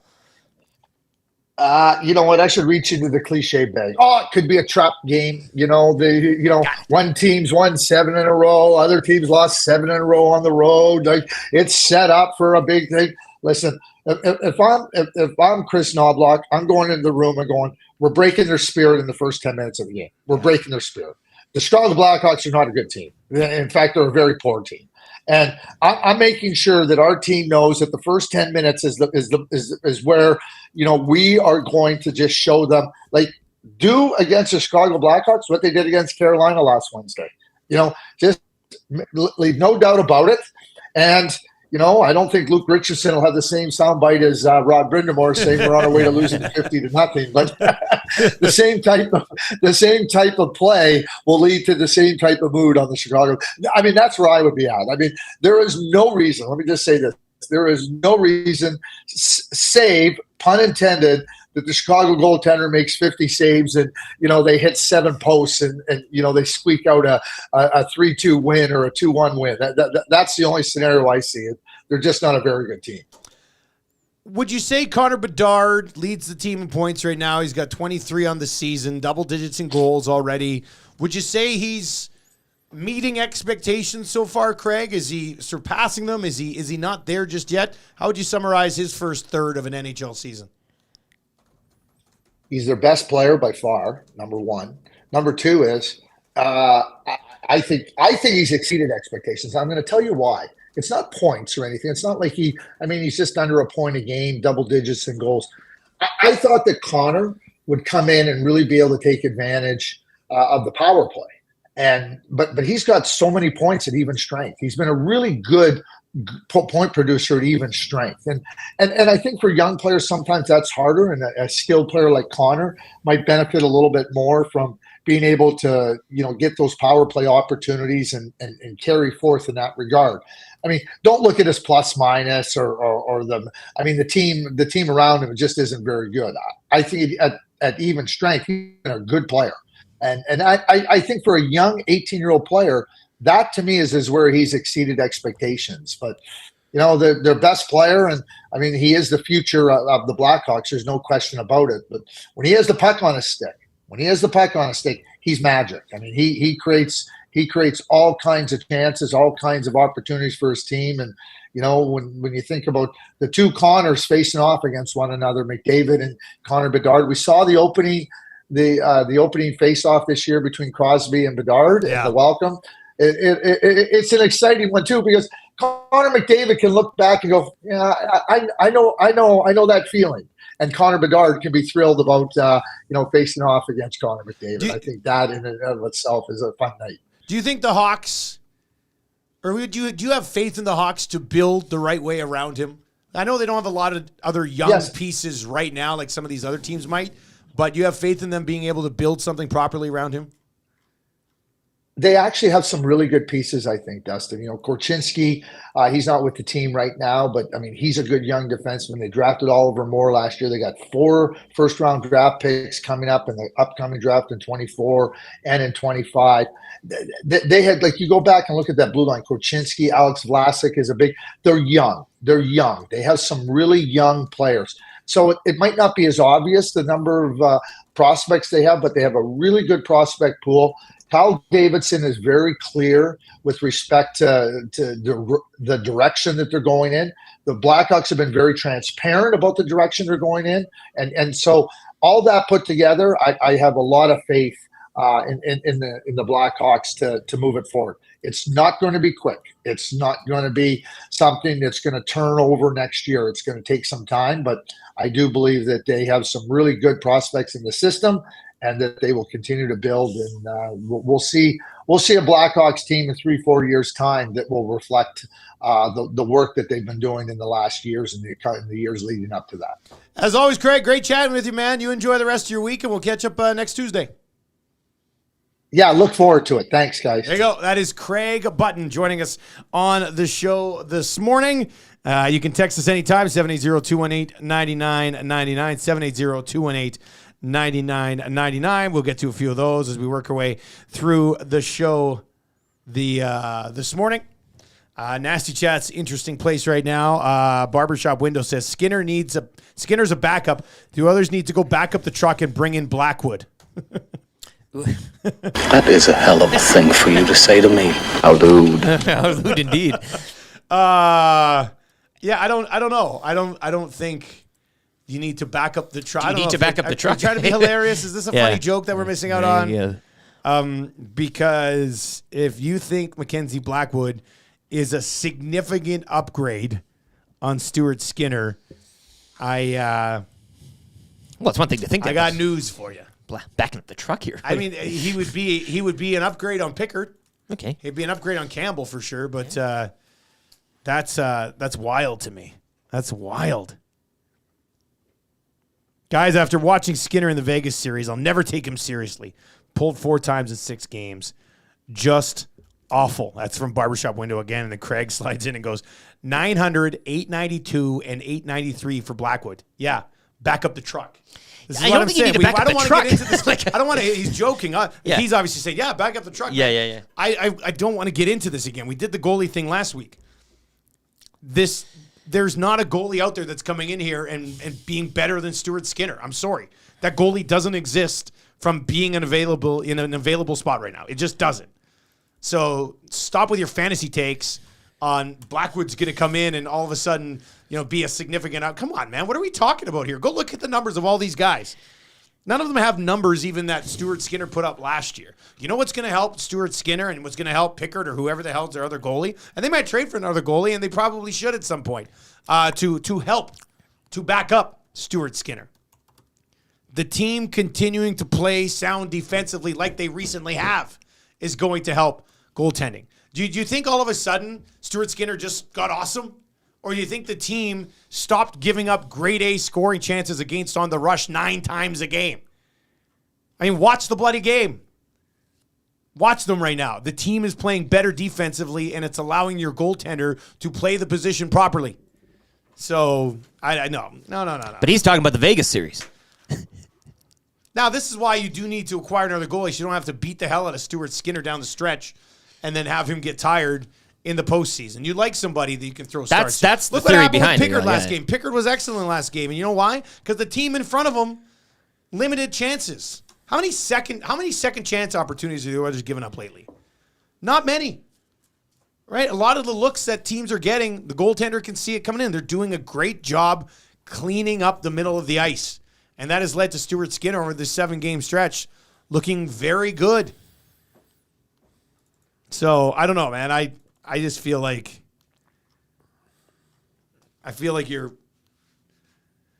you're glossing over the fact that Stuart Skinner's an issue. Come on. Button chimes in. Why would the Devils trade Blackwood? And Grant Fuhr had a tough first playoff as a rookie. He rebounded nicely. Comes in from Craig Button, personal phone. Yeah. Nice. Right? Yeah, they did. Yeah. Right? Like, you're looking at it now. Wrong. You're not going to sit there and get it. And Stuart Skinner, Button makes a really good point. I want Button to just stick around and watch the show for the entire time. Clearly he is. Texting random comments. Hello, Craig. Craig, text us your thoughts on the Otani deal, please. Do you want a concha? My goodness. But that was Stuart Skinner's first taste in National Hockey League playoffs. Makes a really good point. Yep. I mean, Stuart Skinner probably learned a lot, and the Oilers would have learned a lot about Stuart Skinner in the playoffs last year. He was clearly their guy because he was not playing well against Vegas. Jack Campbell actually, and I know anytime I bring this up in the Oil Stream, it disgusts Tommy Gazzola. Oh. But, Jack Campbell played well when given opportunity last year in the playoffs, and they still wouldn't go to him. They ran it back with Stuart Skinner. Why does that disgust him so much? Stuart Skinner is their guy. What's the disgust? I don't know. He's always just like, well, not wrong. Small It's not sample size. I'm like, well, he faced 52 shots. But that's all you can go. That's all you can go off. So, and it was a good. Yeah. Vegas made Jake Ottinger look bad last year. That text flies in 780-218-9999. Corey at work says UC Markkanen looked great in the 2006 Stanley Cup Finals. I wonder if Chris Pronger had anything to do with that. Right? It's the team in front. Go look at great teams of all time. And lots of them did have great goalies. But you know what these teams also had in front of them? Excellent defensive play from the entire club. Italian Gio? Yeah, that's the I and the E are very small. Yeah. What do you guys think of bringing in a couple of sandpaper players with some toughness on the 3rd and 4th lines? Now we're talking. Good. Can we please get back to toughness for a second? Bugie. I do think that they would need to. There's a couple of things. If somehow you can acquire a little bit of cap space, it would make it much easier prior to the deadline. Mm-hmm.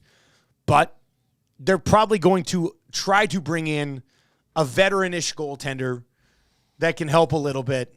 down the stretch, steady, more comfortable starts. Skinner, the workload, the James Reimer, or like that type of thing. Just as not a guy that comes in and we're going, wow, look at this. Stuart Skinner should be worried about his job because that's not happening. Do you get that fly? You're still looking for that fly? I'm going to swear. I'm going to say the F word. I'm going to do it. Careful there. Frick. Hey, don't say that. Shh. Kids are watching and listening this morning. They would probably like to add, nothing against Gleason, and who knows what ends up with Broberg, but you'd like to have, there he is again. You'd like to have a seventh defenseman that's a veteran if Desharnais, and Desharnais struggled in the playoffs last year. So if Desharnais been great lately. The whole blue line's been great lately.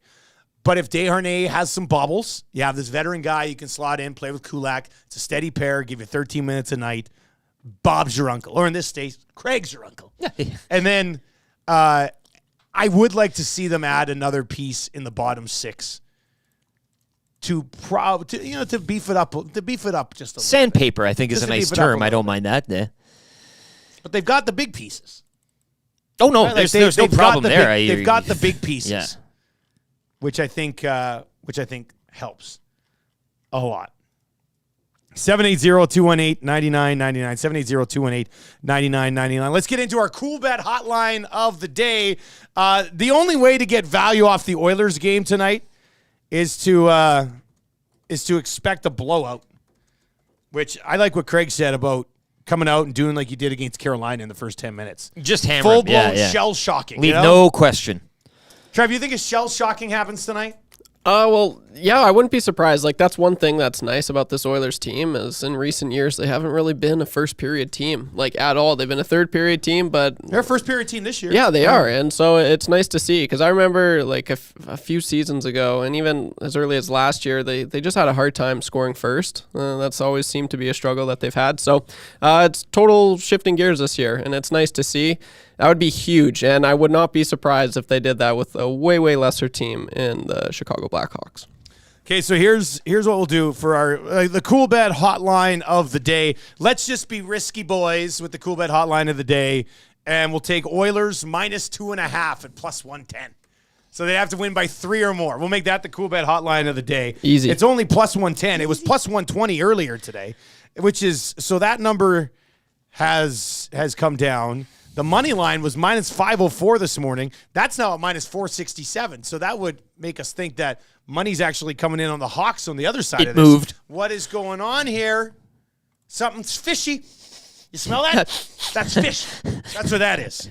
So we're gonna go. Here's what we're gonna do. We're gonna go over.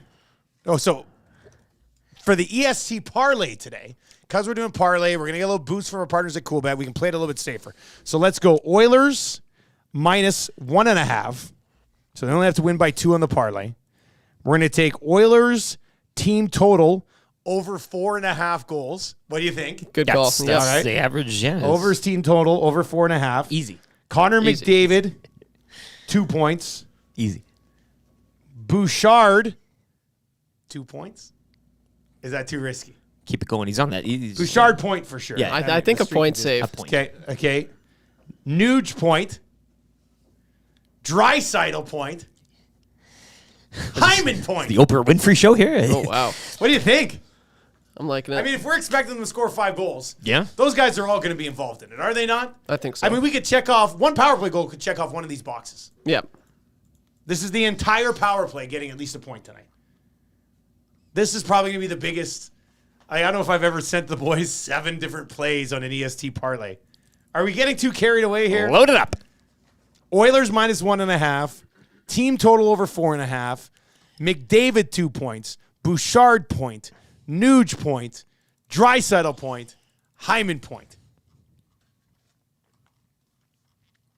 Ooh, that's a lot. I like it. That's a lot, though. But Point. Let's do it. This is it. We're the risky boys. This is the We're Knights. risky It's boys. Chicago, this team, right? Like Yeah. Sam Gagne Knights of days of yore, right? Like this is the night. I just don't Let it know all if they'll hang be able out. to handle Isaac Phillips Hey, on the back end for the Chicago Blackhawks. Connor Murphy, Louis Crevier. Zaitsev. All right, so let's do it. We're just going to load this bad boy up today. I will text it to the boys. Oilers -1.5. Oilers team total over 4.5. McDavid 2 points. Bouchard point. Nuge point. Draisaitl point. Hyman point. 2 sheets. It's gonna be good. It's gonna be good. I like that.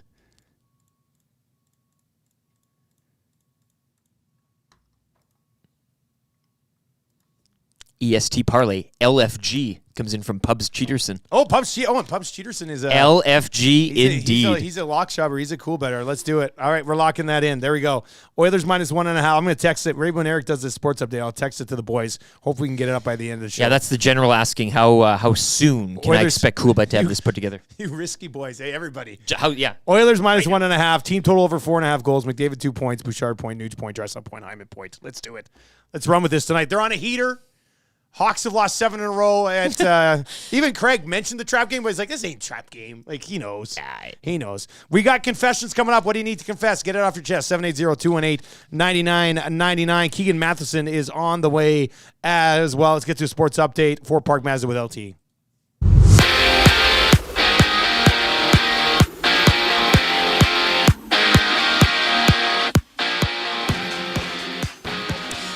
Since quarterback starts were first tracked in 1950, only one NFL starting quarterback has completed 80% of his passes, rushed for 70-plus yards, committed no turnovers, and taken no sacks in a game. That one quarterback was Tommy DeVito last night. Tommy DeVito! DeVito led the Giants to a 24-22 win over the Packers, dropping Green Bay to 6-7. Another game last night saw the Titans with 2 late touchdowns, stunning the Dolphins from Miami 28-27. You can join me Thursday at the Century Casino Sports Bar and Lounge. Chargers and Raiders, plus $9.99 smoked brisket cheesesteaks on special, and a free square board with prizes on the line. The Edmonton Oilers look to make it 8 straight tonight. They welcome in Connor Bedard and the Blackhawks. Join Tom Gazzola for the Oil Stream pre- and post-game shows. Coverage starts at 6:30 tonight right here on Edmonton Sports Talk. Toronto Raptors falling to the Knicks, 136-130. Toronto 11th in the East. They have a record of 9-14. They're back on the court tomorrow hosting Atlanta. 5 games around the NBA tonight. Sports Update brought to you by the great staff at Park Mazda and Mitch Lewicki, who also likes himself to record a point tonight in the Oilers-Blackhawks game. Park Mazda, your deal with your life. If you're like me, you like to picture yourself in luxury, even though there's absolutely no way you could afford it. And if you can, well, even better. Thankfully, I picture myself in something that is luxury, but still absolutely affordable, like the all-new Mazda CX-90 from Park Mazda. With the new luxury features like facial recognition settings and quilted detail Napa leather seating, I can pretend to be comfortable with all of my proper settings activated without even touching a button, thanks to Mitch Lewicki and the great staff at Park Mazda. I like to picture Mitch Lewicki as newborn 8-pound, 6-ounce Mitch Lewicki. You can picture grown-up Mitch, or teenage Mitch, or bearded Mitch, or whoever you want. Park Mazda, your dealer for life in Sherwood Park off Y Road, parkmazda.ca.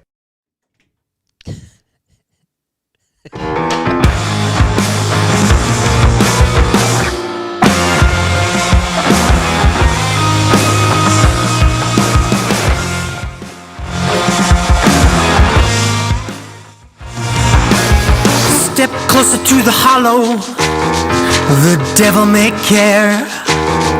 If I showed you around my heart, would you mind if I shared to show you what's wrong with me? I will not change it. I will wait patiently while you get painted out. Let me into your untainted tribe, to be the one who gets to live a lie. Oh, let me lie with you. I'll be a perfect stranger. I wanna be that stupid boy that you don't talk about. You better believe there's a sharp knife beside my bed. You better believe there's a sharp knife inside my head. And if you would leave, I would take you by the hand. You and I would leave, but it wouldn't be that bad.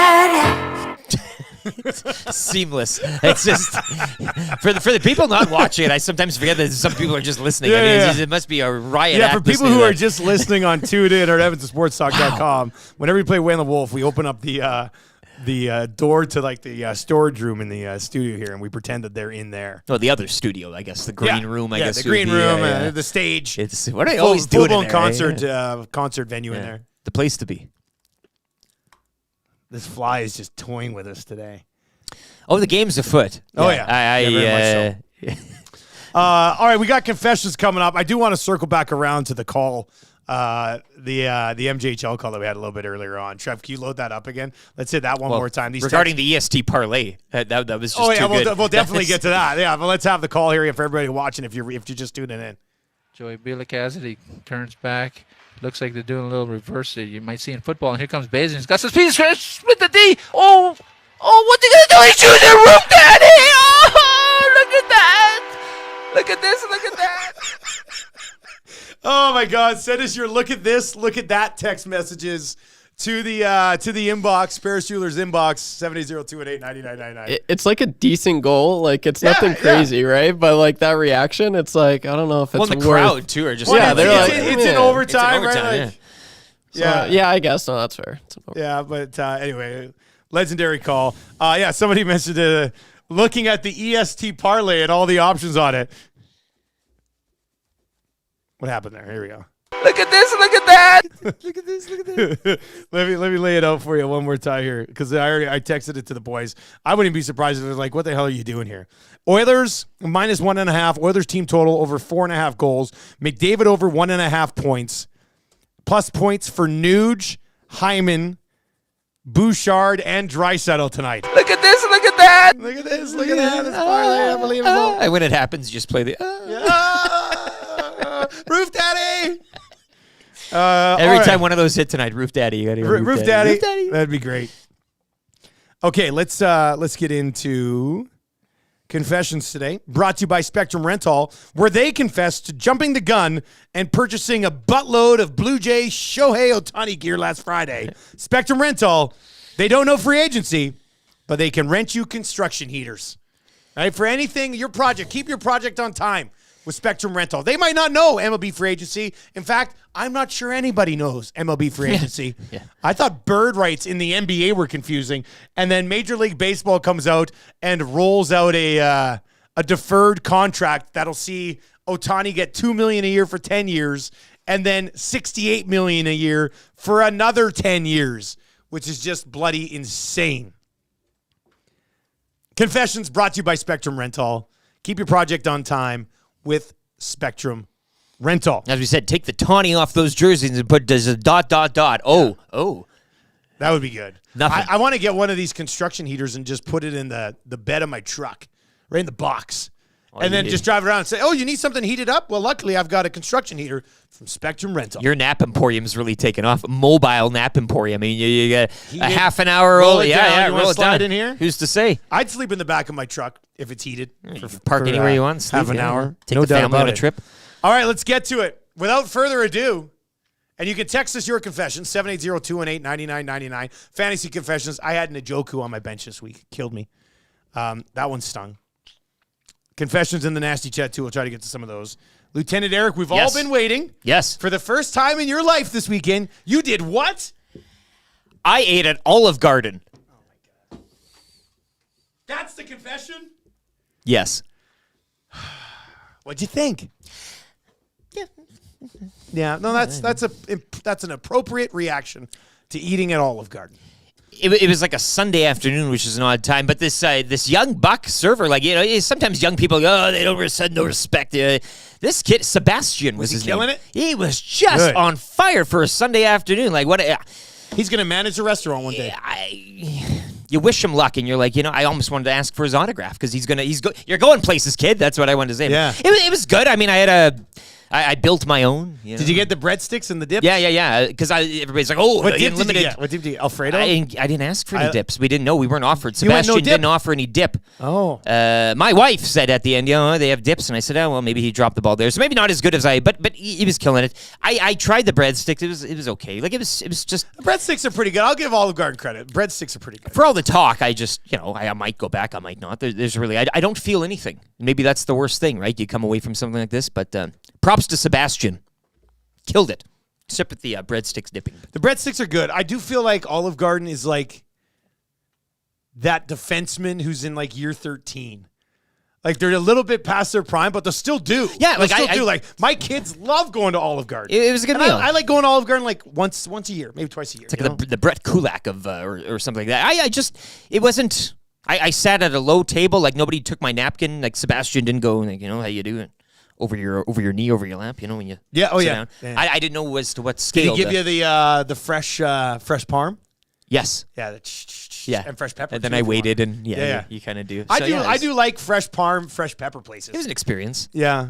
I always get a little nervous because if it's my own choice, I heap that parm on there. But I'm like, oh, how much is too much? But they say, go tell me when. So Well, it in Melt says you put it on, so it kind of disappears in front of your eyes. You don't really know. But it was good. It was a good time. Well, I'm glad you got to experience, buddy. Glad you got to experience. I told you it was. They have some interesting drinks there at Olive Garden, too. Did you have a fancy 2 Diet drink? Pepsis or Cokes. I can't remember what was on the gun. Diet Pepsi, Diet Coke. Well, that's nice. I thought it would be a little bit more. You're right. I told you. Yeah. No, I get it. This is the most blandest of confessions. Lance says, I haven't gone to Olive Garden in a while, but last time I went, I enjoyed it. Yeah, like that's like, nothing. I just never. Yeah. Everybody's been. Everybody, the breadsticks, this, and the soup and the salad. The breadsticks are give it a legit, shot. though. Did you enjoy the breadstick? I like the It had a breadstick. funky seasoning to it. Yeah. There's There's a different. Yeah, It's like they would. got to get used to it, maybe, Yeah. or something. Yeah. It is. It's much better with the dip. Yeah. Well, maybe I think we get like the Alfredo dip when we go. maybe that's what Sebastian. See, that's the play. It doesn't give me. Now I have to come back for the dip. Oh, clever move, Sebastian. Yeah. Clever move. All right, I got two other confessions. One would be, and this is something like I've never done. I have been listening exclusively in the truck to the Christmas station on the radio. I don't know what it is. Like, I've never been like Christmas music radio guy. Maybe it's the lack of other good options on the radio nowadays, but I was just like we had it on. We went out to see the lights at Castrol or Radcork or whatever, the raceway. And It's we tough, had tough not to have one when you're doing that. Well, we You were gotta- listening in the yeah. Christmas music on the way out. And then you get out there and you flip it to another station and it plays the music as you drive through the lights. Oh, yeah. And then coming back, the kids wanted it back. What is it? I think it's like 96.3 or whatever. So we put 96.3 and I've just left it on there. And I'm kind of digging the Christmas music as I'm driving around. Puts me in a merry mood. Do you don when you climb into your truck as you a couple do? levels to get up Do there. you don a Santa cap when you get in there? Because I can see you getting in your truck and being like, okay, now I'm in my I'm in my sleigh, air quotes, and then you put your cap on, you turn and you're driving around and you're delivering gifts. You're gonna go to somebody's house and try to get down the chimney or something like that. This like is a great idea. You think you're Santa? I want to be Santa truck. Yes. Put some bows on the wheels. Marshall wore a Santa hat to hockey on Sunday morning. We're leaving to go practice. It was early practice, 8 o'clock. And we're walking over the door. He goes, Daddy, grab my Santa hat. I said, why do you want your Santa hat? We're going to hockey. He goes, I want to spread cheer for the team. I was just like, you're such a beauty kid. He is your son. I Yeah, love that's that yeah, kid yeah. so much, man.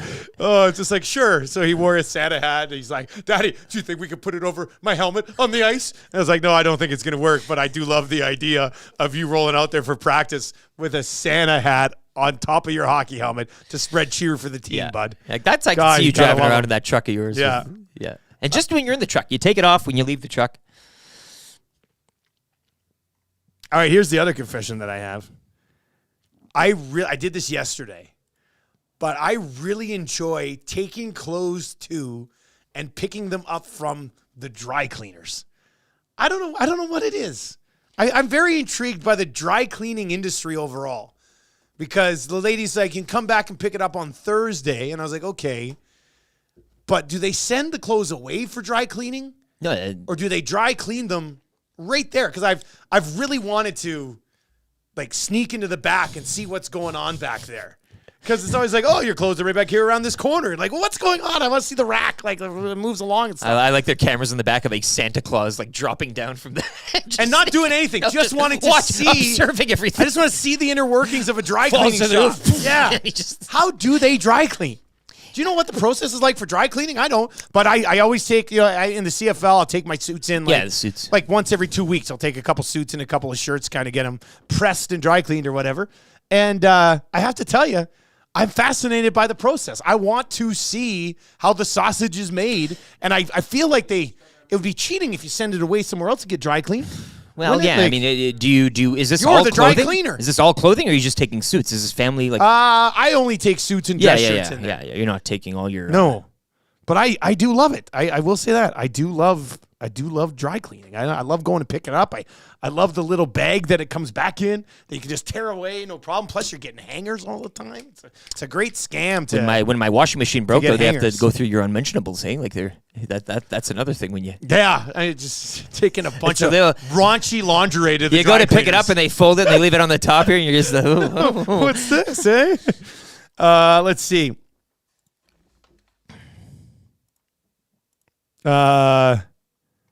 Atif says, I have a confession.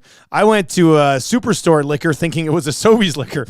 I wheeled in there like I owned the place and asked for the 6 o'clock lager, and I got a whole bunch of blank looks. It was like the staff was sad that they didn't even have any. Then I have the nerve to ask them, isn't this a Sobeys liquor? Classic And Atif. they're like, This is isn't this a Sobeys liquor? This is an all-timer from him. That's a good one. My goodness, Atif. You, sir, it's not are a beauty. No, sir, you No, come to the wrong I think place. we would know. Yeah, sorry, Atif. This is a Wendy's. What? Confessions for Spectrum Rental. Keep your project on time. Anything you need, including construction heaters, you can get it at Spectrum Rental. Dusty, some dry cleaners are hubs and they send out for cleaning. Others are in-house. That's all I can say publicly. Like, nobody wants to out the dry cleaning industry. Like, is there one central place where all the dry cleaning goes and everything else is just a front? Well, Big Maple Sports Cards, I associated dry cleaning as a symbol of wealth when I was a kid. And maybe it's kind of that upper, actually, like, oh, you gotta. That's how know we did somebody, you know? growing up on the farm too. Like, it would not be dry cleaning for us. It'd be on the clothesline because we're farmers. Sure, you know? yeah. With that dry cleaning, you don't talk to that family though. No. You got- Do you think Otani can afford dry cleaning? Probably, but not for 10 years. Do we have Keegan Matheson? All right, let's go to Keegan Matheson from MLB.com, covers the Toronto Blue Jays. Keegan, good morning. How are you, sir? I'm doing well, guys. I was about to give you a hard time for being a little too high culture and high class for me until I heard that the dry cleaning is just a grift to get free hangers. I respect that. It is, and they're good quality hangers. I'm not going to lie. Hey. Like, they're not plastic hangers. Those are metal hangers. And I've got a bunch of them. I love. Spare no expense. I don't know if they're charging me for the hanger or it's just like something they write off. 2034, you'll get the bill. Yeah. I don't know how it works. So wait a second. You're not a dry cleaner guy though, Keegan? No, not quite. I don't think I own anything important enough to dry clean. You know, it's even when you see me on TV, guys. Let's be honest. It's a suit jacket up top. It's gym shorts. Everything you see is a lie. There's not a big, diverse wardrobe happening here. So it's. I feel like I need to step it up, though. I remember growing up, guys. The one dry cleaner in my town, his name was Bobby Wong. And he had these things called Bobby Bucks. It was like his own Canadian Tire money. Oh, I love it. It was his entire ecosystem, and it had his own face on the money. I remember growing up, we'd be playing Monopoly with this. With Bobby thinking, Bucks. Who is this guy from my town? But it was Bobby Bucks. I'm sure it was a front or a scam for something, but he had it going on. Oh, it's too good. Keegan Matheson with us, covers the Toronto Blue Jays. We were talking about this morning before we started the show. Eric pointed it out. He's like, Keegan wasn't on Twitter last Friday. Like, he was flying low key. I was loving it. What were you doing? How were you consuming the madness of Friday? And at any point, did you track the airplane? You know what? I had to, just out of morbid curiosity, I had to click on the airplane. Yeah, of course. And because nothing is more interesting than a group of people losing their minds all at once. You need to stop and stare. You need to see what's going on.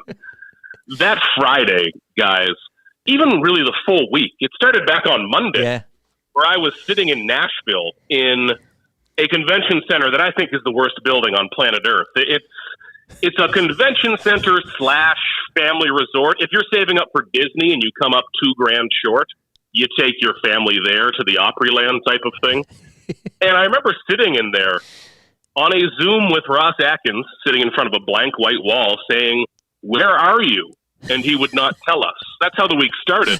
And by the end, we are tracking flights. I'm seeing videos on Twitter of people on their back deck waving into the sky as a plane passes. Turns out it was a judge from Dragon's Den. This has been the strangest week of my career.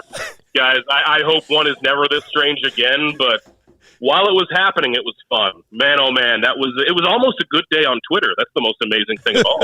Your silence spoke volumes. I just love that. I told Dusty I usually go to you as like some sort of steadying rod in a field of chaos. And just when I clicked on your account and there's nothing, I'm like, yeah, that's pretty apt. I think that tells the tale of the day right there. So that's about it. It was even too strange for me, which is a high bar. Yeah, exactly. So what did you think of the structure of this Otani deal where he's going to get $2 million per season for 10 years and then $68 million per year for 10 years after that? And I know, I mean, it was pointed out to everybody that it's allowable. It's a legal contract within the CBA. But not even Bob's Bucks could have thought up this scheme or whatever. I mean, exactly. This is well beyond that, right? Not even Bobby Wong could have come up with this structure. So what do you think of the way that they've laid it out, and how is that as a look for the game in general? It's as interesting a contract as you will ever see. He's taking $2 million of the $70 million a year. The rest gets paid later. People are mad because they wish their team did it, is what's happening here. And if you are a team of anyone other than the Dodgers, this sucks because it leaves LA, which is already a super team, it leaves them a ton more money to go out and look at a Yamamoto and another superstar. I think another fear that people have is, oh my goodness, this is going to take over the sport. It's not going to. You know, most guys do not have the endorsements that Shohei Otani has. In terms of how privately he lives his life, it doesn't sound like he is out here buying Lamborghinis by the dozen exactly. So he's in a very unique situation where he can do this. But as unique as it is, it's allowed by the CBA, and I think a lot of people are just upset their team didn't do it because it is putting the Dodgers in a ridiculously advantageous spot right now. They can go out and keep spending like crazy with this barely impacting their payroll the next decade. Keegan, I think, you know, we've talked about Otani. We talked about the Dodgers for Jays fans. Soto to the Yankees. Where now? Where do we go from here? Yeah, Soto was supposed to be the backup. The right. pivot. Yeah. An elite pivot. Yikes. Now he's on your back deck with the Yankees. This is not good for the Blue Jays. Now, right now, I think the Blue Jays need to look at this as, forget Otani and Soto ever existed. You're looking at kind of an underwhelming blah offseason, and you need to figure it out. There is a Cody Bellinger, extremely talented, extremely risky at this point in the market. It looks like the Blue Jays can go after a Bellinger or a Yamamoto, absolutely. But they may end up more in the middle, where you're looking at a Matt Chapman reunion. You're looking at J.D. Martinez, Rhys Hoskins, combining a few guys together, hoping for internal growth. And frankly, guys, at this point, nothing is going to excite or reinstill hope in a fan base with a transaction in the next month. You need to put together a good team and maybe win a playoff game. You know, that's been a bit of a missing piece here. I don't think anything changes in terms of fan sentiment until they see a playoff game win. And after missing Otani, good luck trying to excite this fan base and move the needle anytime this offseason. Well, that's kind of where I wanted to go next here before we wrap up, and that is, you know, there's this feeling, I think, of the Blue Jays just essentially being used in the sweepstakes for both of these guys, and it obviously has, you know, hit the fan base extremely hard. Do you view the Jays as being nothing more than a pawn in this entire situation? And if not, should the fan base not be hit as hard because they were legitimately in the mix? I think they were legitimately in the mix, really going for this. And one thing I often say is that if you are being used in a negotiation, you better realize it. That's part of the job. That's part of the gig. But I think the Blue Jays were really in this and really going for it. This is just the harsh reality, guys, of sitting at the big boys table. If you miss out, you just miss out. There's no more silver medal, bronze medal, where we clap our hands and say, golly, the little team from Toronto was involved. You either get them or you don't. There's two groups, and that's the Dodgers and everyone else. And it's understandable for fans to be frustrated and annoyed at this point because you look at the last 3 years, or 4 years, 3 playoff appearances, they go loss, loss, loss, loss, loss, loss. That needs to change. A lot's been asked of this fan base. They have stuck with this team, and this team has made it difficult at times to reward that hope and that faith that fans have given them. As always, buddy, really appreciate catching up with you, and thanks for the Bobby Wong story. That was classic. I love it. You got it, fellas. We'll talk again soon. There you go. Is he the best or what? Keegan Matheson is just an absolute beauty. Dude. A regular nasty. Yeah. That Bobby Bucks. To think about how much cash, that guy put into circulation in that community, right? Like people are starting to like trade and barter with that money. Like it takes over. Like there are. Well, that would have been a while ago. Like that's ahead of the game, man. Like that's extremely well done. His face on it too. Like just give me one of those. This is a good text that came in a little bit earlier on this morning, just before we went to Keegan. Dusty when he goes in to the dry cleaners. Look at this, look at that. It's not far off. I mean, it's not far off. So, yeah, Otani's contract is very interesting because, I mean, the fact that they were going to give him $700 million in the first place is insane. Yeah, that's a big number, but how are you going to do it? Yeah, so then to break it down, to basically scam the system. Like, I know it's in the system, but I still feel like you're scamming the system. It's like an LTIR thing when fans like, oh, look at that club stashing this guy away. Well, but you're just mad because somebody else is doing it and taking advantage of it. Pretty much. Like, that's what Keegan said. He goes, people are just mad that their team didn't get him and come up with this system. That's kind of fair. But it is also, like, how can Major League Baseball allow them to defer $68 million, which then allows them to bring in more players to give them essentially an unfair advantage in this situation. That's where the league has to step in. Like, not every franchise can do this. Yeah. Like, how's that even allowed within the CBA? That's like, who would have? Now, when they put it in, they probably didn't think that somebody would defer $680 million, which is what is happening here. Testing the CBA. It's, I mean, there's going to have to be a changer because, as Keegan said, I mean, they got Otani, and they basically still have the funds to go out and sign other significant. When you drop $700 million on a guy, that should probably be the only free agent play you're allowed to make. From a financial system in Major League Baseball. So it's not like he'll be tying up a lot. It's just like 20. Like it's as you said, you don't just have room. You have tons of room to kind of like he's kind of like he's your forgotten man. Like they'll have guys making more money than him or whatever it is per year or whatever. Like Eric Macramella tomorrow will be he'll be joining the show. No shaved head, a full head of hair, gonna be hot, ready to tap dance all over the place. But he'll have some. I'm very interested in his thoughts on the structuring of this deal because I know I see a lot of people saying what it allows him to do is after the 10 years. Move out of California where the taxes are heavy and then get paid out the $68 million for 10 years after that. And I guess, I don't know, there are ways here where wherever he's living, even if the work was done, it was done the previous 10 years in California. His work technically isn't happening in California now, so he's just getting these sweet checks. You're saying probably some sort of offshore account. The Jays still stand a chance? There's a chance they can get him for the final 10 years. Yeah, he's done for the final 10 years, comes in as a DH, and that's it. Balaneski says, the Otani, this is great.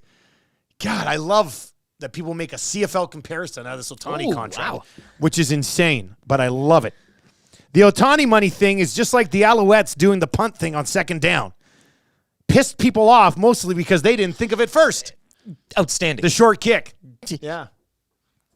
And it is within the rules. Now, with that being said, people are like, they got to take it out of the rules. Well, sure. But and people are probably going to say the same thing about the Otani contract. Once again, everything comes back to the Canadian Football League, which is the exact way that it should be.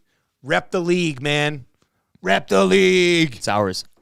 You can also rep Edmonton Sports Talk with our merch partner at The Hive, the promotional company that brings the buzz. HiveProductMarketing.com is where you can find them. And we had more merch rolling yesterday. You know the orders that we put in? They showed up yesterday afternoon. Oh, a Christmas miracle. That's a Christmas miracle. Maddie was getting a little tense there. People keep asking me. He's like, oh, here. I know. Yeah. So we placed our own orders, and I said to Maddie, I said, hey, is there stuff here yet? And he goes, I'm not sure when it's going to be here. That is a hell of a thing for you to say to me. But it rolled in. It rolled in yesterday. And now Maddie's just got to sort it out, which will be good. Joe says, I'd rep the league if the league sold merch, but they don't. I'm working on that. Like I don't know how we can get it. I don't know how you can't go to CFL.ca and buy this CFL hat. Like they exist, but only like a few certain people Randy. have them. Yeah, these are tough to find. I donated $250 to get this hat. Now, it was to a great cause. It was paid forward with football. Yeah. Great local cause. You send families to the game. But that's how rare these hats are. I was just like, yes, I will do that for nothing more than this hat because they're very tough to find. Unless you're in South Florida. That is a hell of a thing for you to say to me. All right. We need somebody to play kind of easy trivia right now. Third hour's jam-packed. Beauty lister Joaquin Gage going to be by around 8:25. Orange and blue breakfast to get you set for the Oilers and the Blackhawks tonight from Mobile One. We've got 3 questions too many coming up for Park Mazda. And somebody's got to play kind of easy trivia right now for Mr. Mike's Steakhouse Casual. They posted out a picture last night on Twitter of their bruschetta. And in there was like 3 plates. And one of the plates, sirloin bites. And they looked absolutely delicious. Did you see that? Oh. How good are those? And a little bit of shrimp there on the side. Is that some torpedo shrimps? Come on now. Those are 3 good plates. Not bad, right? Although I don't do. Is it bruschetta or bruschetta? Yeah. Bruschetta. When life gives you tomatoes, make the best darn bruschetta in town. Yeah. Don't just take our word for it. Try it for yourself. That's the tweet. I'm retweeting it right now. I love Mr. Mike's obviously, but I'm not a bruschetta guy. I had to have it once at a Christmas gathering. Mm-hmm. It was the one thing to eat. And everybody's like, oh, have some bruschetta. Try the bruschetta. I'm like, I don't want little diced up tomatoes on small hard bread. Melba toast. Hey. You're getting close to tomato aspic territory here, right? Please. All right. Let's get into it. Who wants to play today? Mr. Mike's gift certificate up for grabs. Just text YouTube Trev 780-218-9999. 780-218-9999. And let them know that you would like to play today. You just need to get 3 of the 5 questions correct. If you have any questions for 3 questions too many, submit those to the Paris Jewelers inbox as well. Let's get to a sports update with LTE. We'll come back with hour number 3.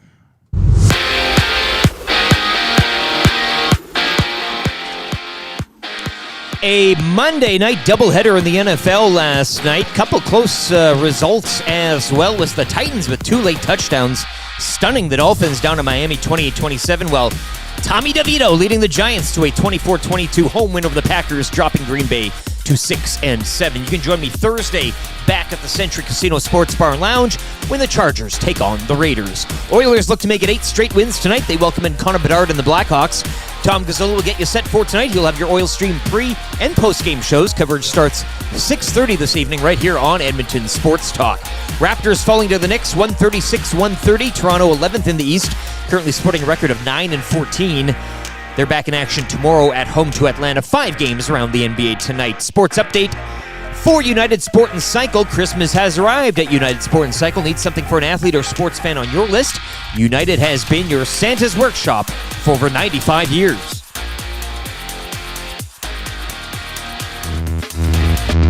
The Nielsen Show featuring Lieutenant Eric.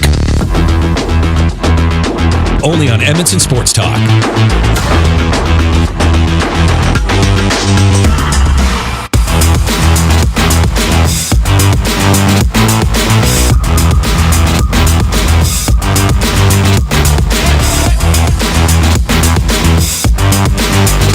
Tuesday morning with the Nielsen Show. Thank you very much for being here with us today. Tell your friends about Edmonton Sports Talk, how easy it is to consume and how entertaining our content can be at times. So -7 right now, looking for a high of around 0 for today, and then back down to like -6, -7 overnight tonight. If there are ever any issues on the road, I mean, let's be honest, we don't really care about it, but we'll pass it along to you. So let us know if there's issues out there. You can text us 780-218-9999, and we can pass them along. I'm assuming, a little bit slow in the Henday right now, and there's some congestion heading into downtown. I mean, per pound, I think you get the best value out of the show. You're getting it all. The weather, the traffic, the sports, you mentioned the entertainment, the comedy, the routine. Yeah, we dress up. I mean, it's per pound. I don't think you're getting any better value. Uninterrupted. So you got to be pretty pleased with that. 780-218-9999. Pound that Paris Jewelers inbox for us, won't you? And you could end up winning text of the day. Today it is Tombstone Tuesday. We got all the clips. Skin that smoke wagon and see what happens. You tell them I'm coming, and hell's coming with me, you hear? Hell's coming with me! That's a good clip for, what's his name? The Dragon Dens guy?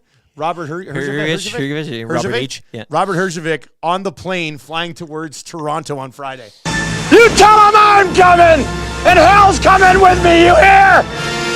Hell's coming with me! Sir, we heard you. Sit down. Then he steps off the plane. I'm your huckleberry. And Jays fans are like, no. They said, we don't want you. And he says, That is a hell of a thing for you to say to me. And Morosi, how lewd. How lewd.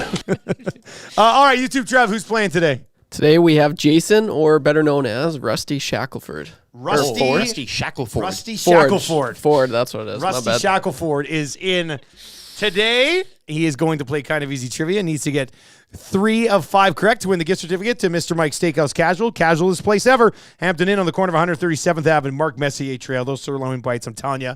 Let's sell those things out. I want Mr. Mike's. I want Mike to text me and be like, we're out of sirloin bites because people have ordered so many. That's a challenge. That is a challenge. Yeah. We challenge you. You think the beer was good. Try these sirloin bites. New location out in Fort Sask as well. Get yourself a classic Mike burger. Pickle in, pickle out. Absolutely delicious. I was going to say, I love going in there because I told you it's a bit of a hotel, so you feel like you're on a trip. But if you get those sirloin bites to go with a 6 o'clocker lager, and I'm just thinking of the pairing there, wow. Enough. Let's go to Rusty Shackelford. He joins us here. Rusty, you ready to go? Absolutely, boys. Morning. Here we go. I'll start the ticker. I have to read the first question. Good luck, man. Who do the Edmonton Oilers play tonight? The Hawks. Who did the Hawks draft first overall in 2023? The second Connor, known as Bedard. What sport does Will Levis play? Football. Who's the quarterback of the Packers? Don't matter. Which team beat the Packers last night? That would have been the Giants. Boom. And he got it! That is why I did it! Another 5! Are you kidding me? That's right! Who do you think you are? I am! Get it right! You can't have a newcomer come in and steal the show. That's a paddling. Oh, we've been strong. We're just playing by the rules. Ooh, you better believe that's a paddling. And I was in Miami with my new beach house. Well, it was a couple minutes from the beach. That's a paddling. The first year we took it to the limit. Take it to the limit. You cannot come to my house. No, not today. You cannot come to my house. No, not today. Clubby Loop, provided by old Rusty Jason, who joined us this morning. He is off to Mr. Mike's Steakhouse Casual. If you missed Tales of the North today on YouTube, you can just scroll right back. We might hit that again with no costume. Oh. Maybe a little bit later on here. Nude, hey? Yeah, how nude. My buddy Steve texts me and goes, the official 501 Alberta traffic report. No incidents on the Henday or Whitemud at this time. Slight delays due to volume. Thank you, Steve. God, there's nothing like a good delays due to volume and not copious amounts of construction everywhere. Clip it. You know? That's good. You can pretty much say this every morning at this time. No incidents on the Henday or Whitemud at this time. Slight delays due to volume. Where's Pauline Higgins when we need her, you know? Yeah, tough. Tough one there. Holler if you hear us, Pauline. Gager's going to be by around 8:25. We got an orange and blue breakfast coming your way as well. If you missed Lieutenant Eric's 12 Days of Christmas, that'll be your sound of the day. Coming up a little bit later on. Man, stuff. We're going to do it again. But the sound of the day has there's There's competition today. We got that call from the MJHL that we're having some fun with this morning. Turns back. Looks like they're doing a little reverse that you might see in football. And here comes Basin. He's got some speed. Split the D. Oh, what's he going to do? He's shooting the roof, Daddy. Oh, look at that. Look at this. Look at that. Send us your look at this, look at that texts right now. Could get in the mix for text of the day from A&W, where Mama Burgers are 2 for $9.99 in the month of December. Or, I mean, if you want to try the Roof Daddy route as well. Yeah. There are lots of roads. I mean, some less traveled, but... Oh, look at that. Where's Roof Daddy? Hang on a minute. Oh, look at that. That works too. Daddy! Oh! To the roof, Daddy! Oh, look at that! The roof, Daddy! Oh, look at that! There might be something there, too. That's how you're going to get the mix for text of the day. 780-218-9999. Let's get into 3 questions too many today. Lieutenant Eric, do you have a liner for the segment? 3 questions too many, brought to you by the great staff at Park Mazda and dealer principal Mitch Lewicki, who uses Roof Daddy as Santa Claus's nickname. Park Mazda, your dealer for life.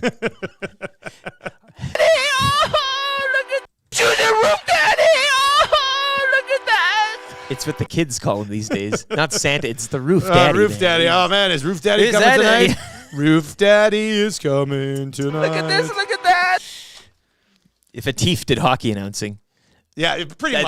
There you go. Thank you, Surveyor Brett. That's a good point. Nice work, Surveyor Brett. Appreciate it. Hey, if you're watching on YouTube right now, hammer that thumbs up for us. Why not? It helps, right? YouTube, Trev, does that help with the algorithm? Is that like more likes and more people see it? Absolutely. Yeah, the more likes you get, the more YouTube will recommend you to other viewers. They'll push your content more, so definitely leave a like. Let's go. Hammer that out there. That's why we call him YouTube Trev. There's all the details on the algorithm.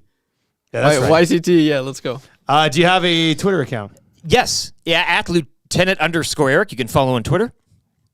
I just retweeted the Mr. Mike's online. Follow them as well, at Mr. Mike's online. When life gives you tomatoes, yada, yada, yada. I also tweeted out a nice big picture of the Centric Casino Hotel last night. Centric Casino Sports Bar like Lounge. A wide shot? Last night. Yeah. Wide shot. It was great. They have a little Advent thing they do. They give away. They do draws every night when you're there, and people money, just giving people money, thousands of dollars. Here you go, gift card. Like it's just amazing. It's like casinos make a ton of money. Man. It's just money flying around in there. That you should have saw the off track last night. Was there some ponies there that was were dialing up? There was a lot of anger being expressed through yelling and like taking the chits and like. Oh no. The long shots. I can't help Is there anything better than folding up one of those betting boards and hitting it on your hand while your bet's going? Like that's really good. Yeah, it's a thing. Join me Thursday, Central Casino Sports Bar Lounge. Jimmy Onishi says, Dusty walks in and sees EST Glue Guy bringing in a charcuterie board of Popeyes and Mr. Mike's. Look at this, look at that. Look at that. 780-218-9999. Here we go. Question number 1. This was good. This came in actually last night in the inbox. I like to do that evening inbox check. You get in there, eh? Yeah. Oh, by the way, you know what the evening inbox check led to? A guy wants to get our logo tattooed on his body. Yeah. And we're going to do this in January. And we're going to have Tube Socks there because he designed it and, we'll be there. But yeah, a listener named Corey he texted in like 2 nights ago and was hey, I have a few tats. I want to get Edmonton Sports Talks logo tattooed on my body because I just think it looks awesome. He sobered up, and then we asked him again. Yeah, I know. He's still on it. Like, he's emailed me twice. I was just like, yeah, dude, we're going to do it. Let's do it in January. So we're going to find like a tattoo place that wants to, to do it for us. And yeah, he's going to get Edmonton Sports Talk tattooed on his body. We'll raise some money for charity, obviously, because that'd be a good cause too. I mean, part of me, we should raise the money for charity because I still don't like. It's one thing to like email us and be like, "Hey, I want to tattoo your logo on my body," but like you're gonna. I mean, you talk about repping the Shield. This takes repping the Shield to a whole new. Yeah. There's one thing about wearing like a CFL hat, but to get Edmonton Sports Talks logo tattooed on your body, I mean that would mean a lot to us. You could do the inside of the lip thing. Now that would be EST cool. here, because then it's hidden. I mean, you get away with that. My dad is gonna get. He always is because he's a QP. He's like a union guy, so he's like, I want to get QP on my knuckles. But now what he can get on his knuckles, it's ESTHRDDY, right? Then they'll know when he goes into the yard. They'll know what's happening. Yeah. on his fists like this. Roof Daddy. Anyway, this guy wants to get the logo tattooed on his body. So back piece. Small of the back. Tramp stamp. Maybe a little on the ankle. Just a little one, right on the ankle with some butterflies. I'm going to get it on my big toe. Full sleeve? Full sleeve EST tat. Like with like murals. Big logo. Yeah. That'd be good. The moment like Maddie resigned as disgraced commissioner like on there and stuff. So anyway, it's amazing. Yeah. I think it'd be a cool story if we raised some money. Charity. Yeah, when we hit it, this dude gets our logo tattooed on his body. We'll talk in the new year, hey? Yeah, like, I told him. I said, wondering, like, we're jammed up before Christmas. We'll have our logo tattooed on your skin in January. I'd just like to, but he has an out. I think we should. No, I know. Well, the only out would be it's been twice now. As soon as we set a level for charity and raise the money, there's no more outs. You're locking it in. Yeah, there's no more outs. So I'll make sure. And I think that'd be a pretty cool cause. Not since a listener came in and massaged me live on air. We have some sort of body mod like this. That'll be a big one. All right, question number 1. We haven't got to question 1. I thought we did question 1, but I think we got sidetracked. Didn't even get to question 1. What do you guys think? This is a good one. What do you think Otani will buy in 10 years when he starts getting the big bucks? He doesn't seem like, as Keegan Matheson pointed out, he's not like collecting Lambos or anything. Like, he doesn't seem like that type of guy. Maybe I'm wrong. Maybe he gets like an MLB tattoo. An MLB tattoo. Or something like that. Somebody, I'd like to think technology's come a long way in a decade, and he can pretty much buy like a plane that'll take him through time, you know? Tommy's missing from the sleeve because he wasn't there on time. Had to get to that. Maybe he, like this, we're talking about the full 700, like the full bag is what he's spending it on? Or maybe he buys maybe he creates an island? Maybe I was going to say, not even buy a small country, but like make your own. Create an island country. Raise the ground out of the ocean or drain some water somewhere. I don't know. There's got to be a way that you can push asteroid. Land up from underneath the water and create it yourself. He's got 680 mils, got to be able to do that, I would think. Somebody says Beanie Babies. Buy low, right? That Princess Di Bear. Yeah. He's going to buy the Arizona Coyotes. Kyle the Embalmer. Here we go. NHL. That would be the biggest waste of money of cross all time. content. I mean, nobody wants to buy the Arizona. The Desert Coyotes. Dogs. Yeah. What do you even do with that? I'd struggle to do something with $1 million. Like you'd buy stuff. What would a guy need? He's got it all. He's $68 million check, man. I'd probably officially invest in the Nap Emporium. You'd have to get that out there. You're at this point. You're crossing things off the list. 3 locations in West Ed. Have 6 on all the You've phases. got the money. In all the phases. Dream big. That would be good. Connor F is in on the Nasty. He says, "Hey boys, happy exam season. Listening on my way to write the big one. Have a mug full of coffee and false hope. Don't have false hope. Hopefully you've studied efficiently enough and you can go in and kick this test's ass." Yeah, you gotta. I mean, as long as you know it's probably in a class that'll never help you in the future once you start your career. Somebody got to tell the truth here. But you need a win. Go get the dub. Lone Star Len says, "Wow, a tattoo makes me trying to get the EST sticker on the Oilers broadcast seem so lame." Yeah, wasn't somebody trying to get the sticker like behind the Hawks penalty box or behind the bench or something? I thought I saw that pop up on Twitter. I haven't gone back and watched the game, but did we get it? Did somebody? No, it didn't happen. YouTube Trav, you didn't see it? I did not see it. I was looking for it, but no, unfortunately, I did not see it. Doesn't make it lame though. You do you. Can't all be getting tattoos. Right? Yeah, no, not everybody. That's fine. Tattoos. I mean, I'm not going to get our logo tattooed on us. No, because I'm too afraid of tattoos. But if somebody wants to get our logo tattooed on them, we'll make that happen, man. We will make that happen. This follows up. This question came in from Shanzi, I think, in the inbox after I was talking about one of my confessions is I love the dry cleaning business. Dropping off, picking up. And I'm always wondering about what's happening back there. But he said, where does the saying, this is the question, we have to look this up, I guess, or somebody pass it along, take them to the cleaners. Where does that saying come from? As in, I always feel like you're taking them to the cleaners, it's like you're ripping them off, which means is the whole dry cleaning industry. Actually, my buddy, Eddie the Gambler, runs a dry cleaner too. Yeah, with a name like that? Yeah. Yeah. And it's not just dry cleaning in there, right? Yeah. Who wouldn't get their clothes dry cleaned by a guy named Eddie the Gambler? Tables of Russian roulette in the back. This guy's sweating profusely. Bandanas, lots of cigarettes smoking. I'd definitely no have filter. A high-stakes poker table. It would be like KGB's place in Rounders. Yeah, very high stakes. Yeah. Lots of illegal foods and drinks. But with dry cleaning out front.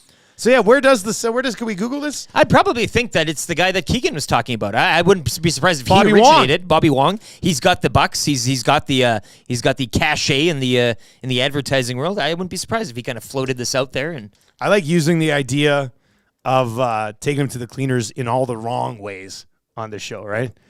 The phrase "take to the cleaners" most probably evolved from an older saying to clean someone out, meaning to strip him of his money. Take to the cleaners came into use when dry cleaning establishments began to pop up in the 1920s. Related phrases are takes to the cleaners, took to the cleaners, and taking to the cleaners. So it does have a tie into dry cleaning probably being overly expensive. I just randomly Googled the phrase, and one of the examples are the Blue Jays went home and were taken to the cleaners by the Red Sox. No, is it really? That's like the first thing that popped up. It's right there. I don't know why, but I mean, My God. it never stops. That's Sorry, crazy. H.E. Pennypacker. He's still angry about the whole Otani. This has hurt. This has cut people deep, and right before the holidays. Shame on you, Rogers. Woman lovers, and it says, my wife took me to the cleaners. Question number 3. Guys, why is Connor Brown still in the top 6? Well, I mean, I know he hasn't scored, but... He's tracking. No? He's around it. I love saying he's around it. He almost scored last game. Yes. And so that was good. Well, he did, but it was called disallowed, back. yeah. So he's due. That's I mean, close. There's always he's due. The next level is a Ryan McLeod empty netter. Yeah. You get the disallowed. You get the tonight. Maybe tonight is the night. A little sugar time, right? You put him out there, get him going again. I mean the money. His name's Connor.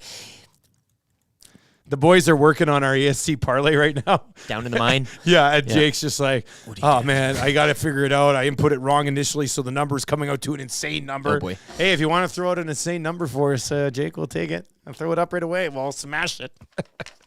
And that'll be the end of Cool Bet. The night the Oilers scored 8 on the Hawks, and we all retired after that, right? Look, there's a couple of reasons. The Oilers have had that one spot in the top 6 that Yamamoto couldn't hold on to. Jesse Puljujarvi could never get it. Connor Brown's in there right now. The only other option, I mean, you could move Janmark up there, but that line's clicking right now. And what are you going to do? You move Connor Brown to the 4th line? I don't think that's going to happen. So, I mean, outside of Dylan Holloway getting healthy, getting a look at it, and having success, I mean, this is not meant to be a slight of Connor Brown, and I don't know if you can slight Connor Brown when he hasn't scored yet this year. So whatever we say is probably justified. But there really isn't another option to put up there right now. And you don't want to, robbing from Ryan to pay Leon, I guess in this example would not be, but you don't want to mess with anything else.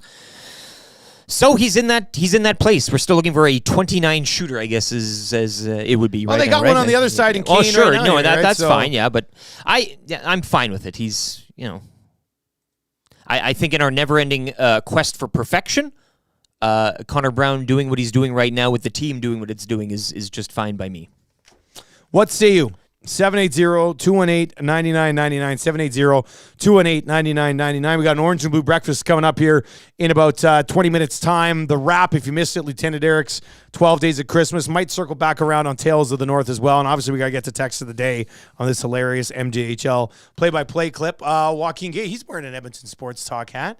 Look at this guy. Let's bring in Gager. It looks like he's doing financial work. Gager, were you sending work emails right there? I was trying to get stuff done. Good. I like that. I like busy boy. It's always good to be busy. Yeah. It's called multitasking, so I'm told. Really?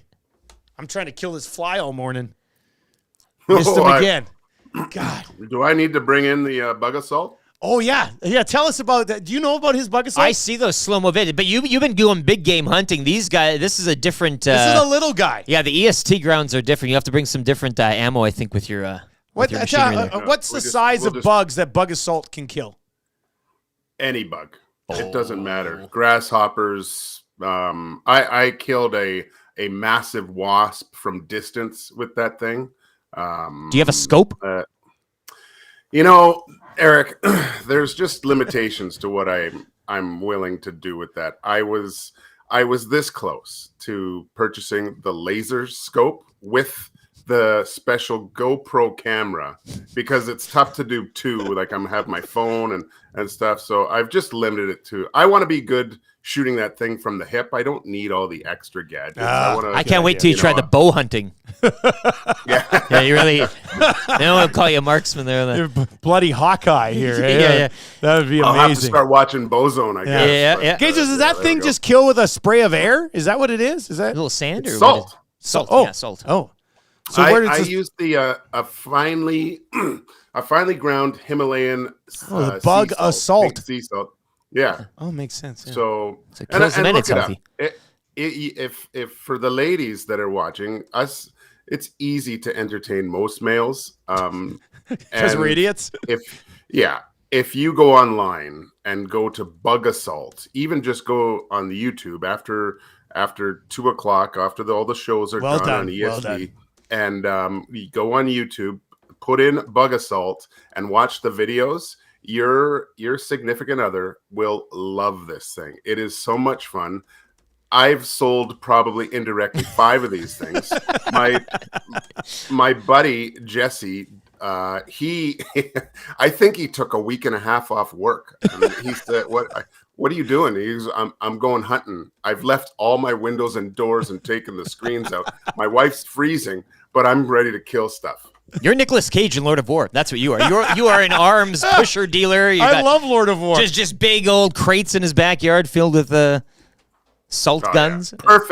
Perfect Christmas gift. Perfect Christmas. Okay, but we'll get to the Oilers and Hawks tonight here, obviously. So when you shoot the salt, does salt just go all over the place? Or how's that work? Like, do you have to clean up the salt after you kill the bug? Or it's the nice thing about it too, Dusty, is because in the probably late August when the wasps start coming in, or barbecues outside, you have your food outside. Not only are you killing the bug, but you're seasoning the meat too. It's 2 birds, 1 stone. Joaquin Gage with us on the show today. Obviously, he was with us every Tuesday and Thursday on Two Guys and a Goalie as well. You will see him on the Hangout rather regularly as well here at Edmonton Sports Talk. We'll get into a little bit deeper on Two Guys today at noon, Gager. But what'd you think of Pickard? And getting that start against New Jersey in the afternoon? We talked about maybe giving him the game tonight when we last had Two Guys on Thursday. How do you think he did, and how good was the team in front of him? For a guy that hadn't played in a while, Dusty, it was great. Just a solid performance. I mean, part of that is because of the way that the Oilers are playing now, I do think. But I love his rebound control. He's tracking the puck well. He's making big saves, like taking momentum away from the other team when called upon.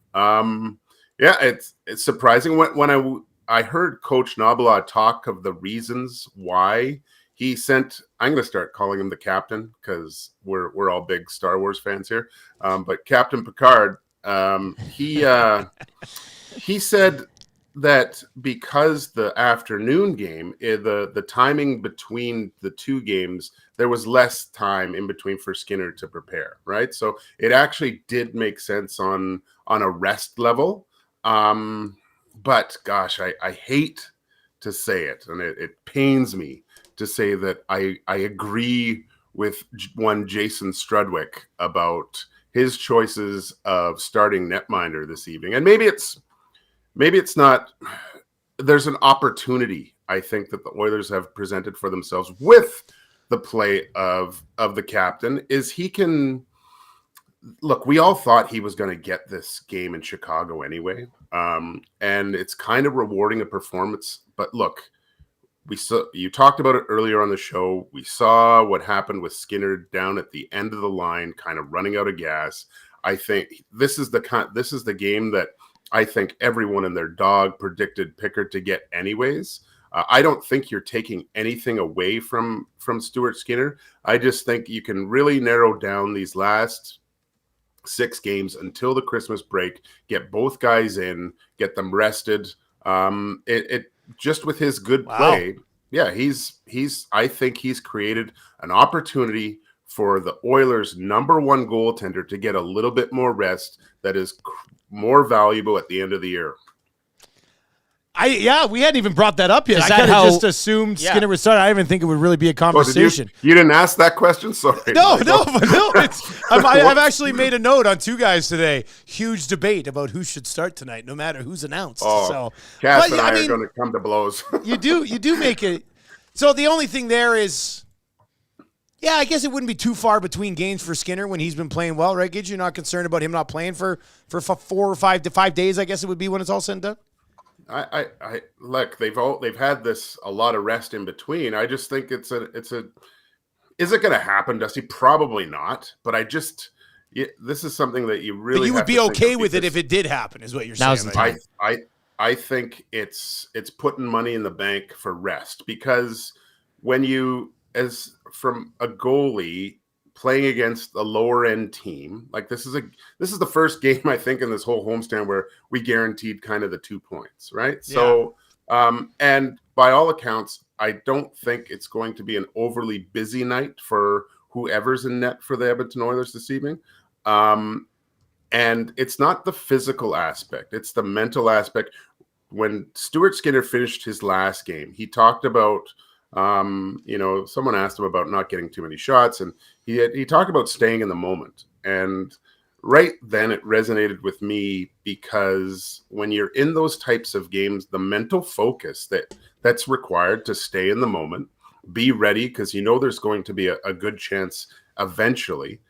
That's draining mentally. Like that's very fatiguing, almost more so than getting a 50-shot night and jumping all over the place. To stay mentally focused throughout that whole 60 minutes, being called upon not all the time to make the big saves is draining. And I think this is another game where it's going to take whoever plays, it's going to be a draining mental game, mental focus to stay in it, because I do think that the Edmonton Oilers will have the majority of the play. When you look at the playoffs last year, because somebody laid it out, they're like, you have to bring in another goalie to spell Skinner down the stretch because he just looked so tired last year. Did you view his struggles in the postseason last year being due to fatigue, Gager, or was it more than that?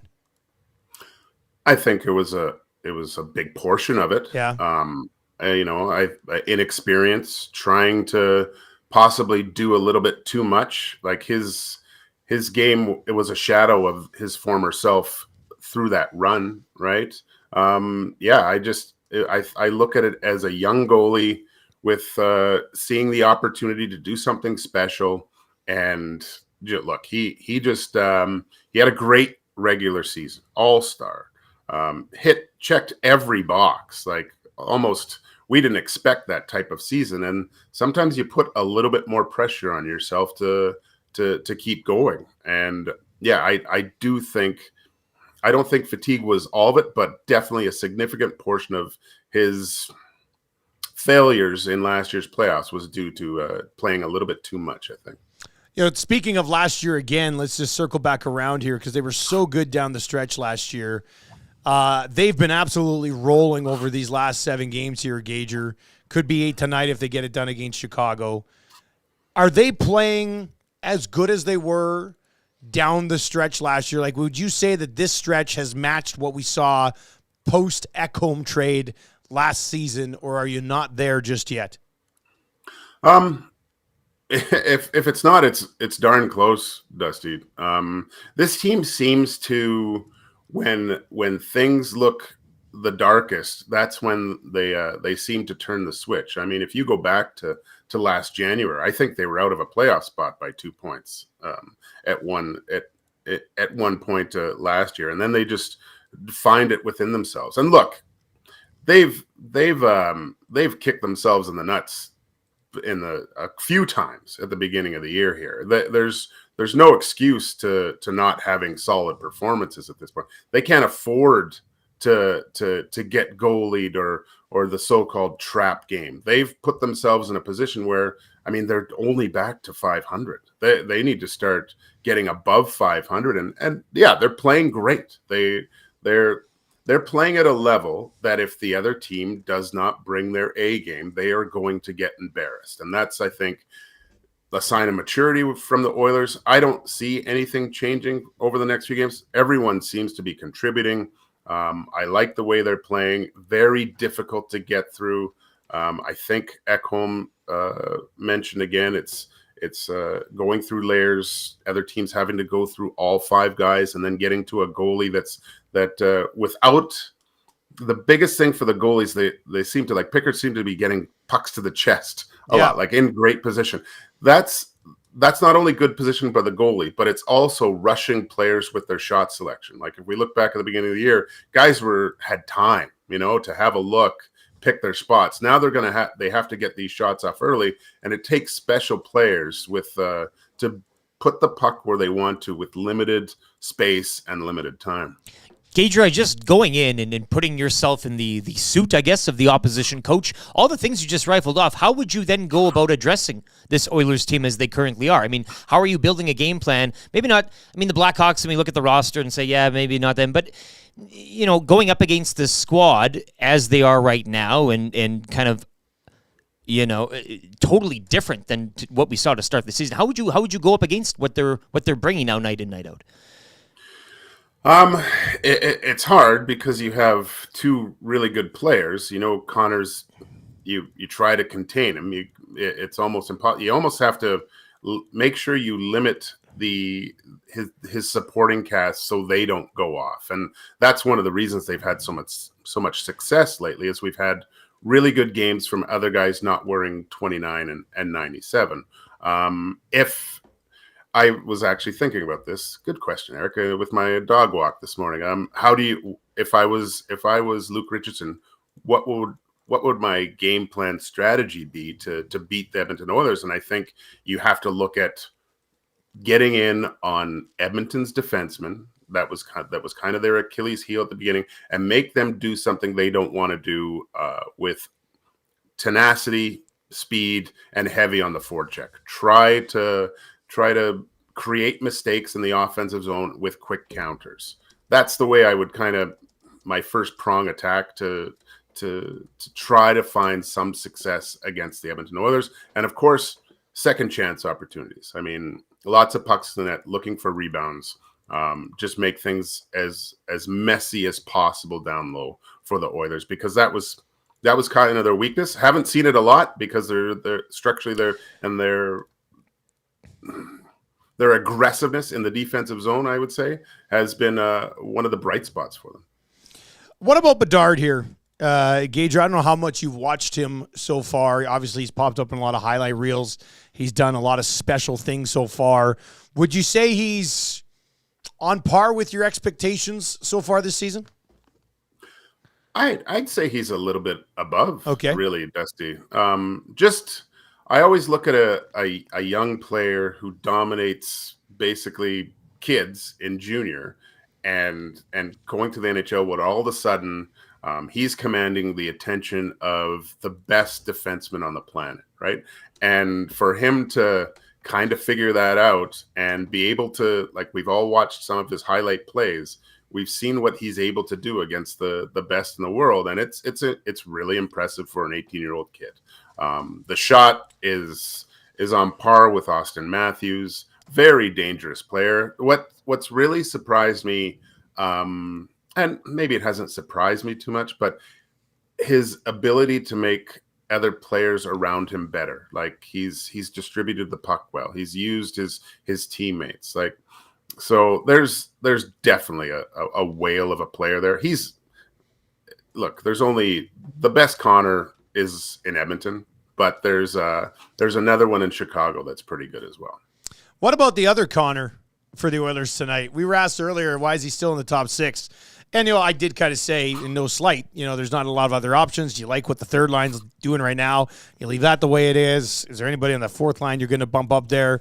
Probably not. And he's been close. Like it's this close for him. I mean, had one that got called back. It was greasy, but it's probably a greasy one that gets him going. McLeod got the empty netter to get him going. Gager, where do you think Connor Brown's game is at right now? And is he starting to get ramped up to speed after not playing for an entire year? I think so. I like that line, Dusty. I think it's a heavy line. They look like they're tough to play against. Maybe the offensive output isn't where you want it to be yet, but I think it's only a matter of time where these guys pop off at some point and have a big trio night. I just think it's very hard. Like, they make it difficult on the defensemen with their tenacity.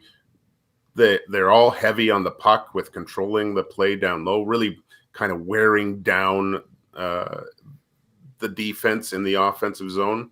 And look, he's hit a crossbar and had one taken back. So one of those goes in. We're probably not talking about it too much. It would have been great to see if he could have potted two.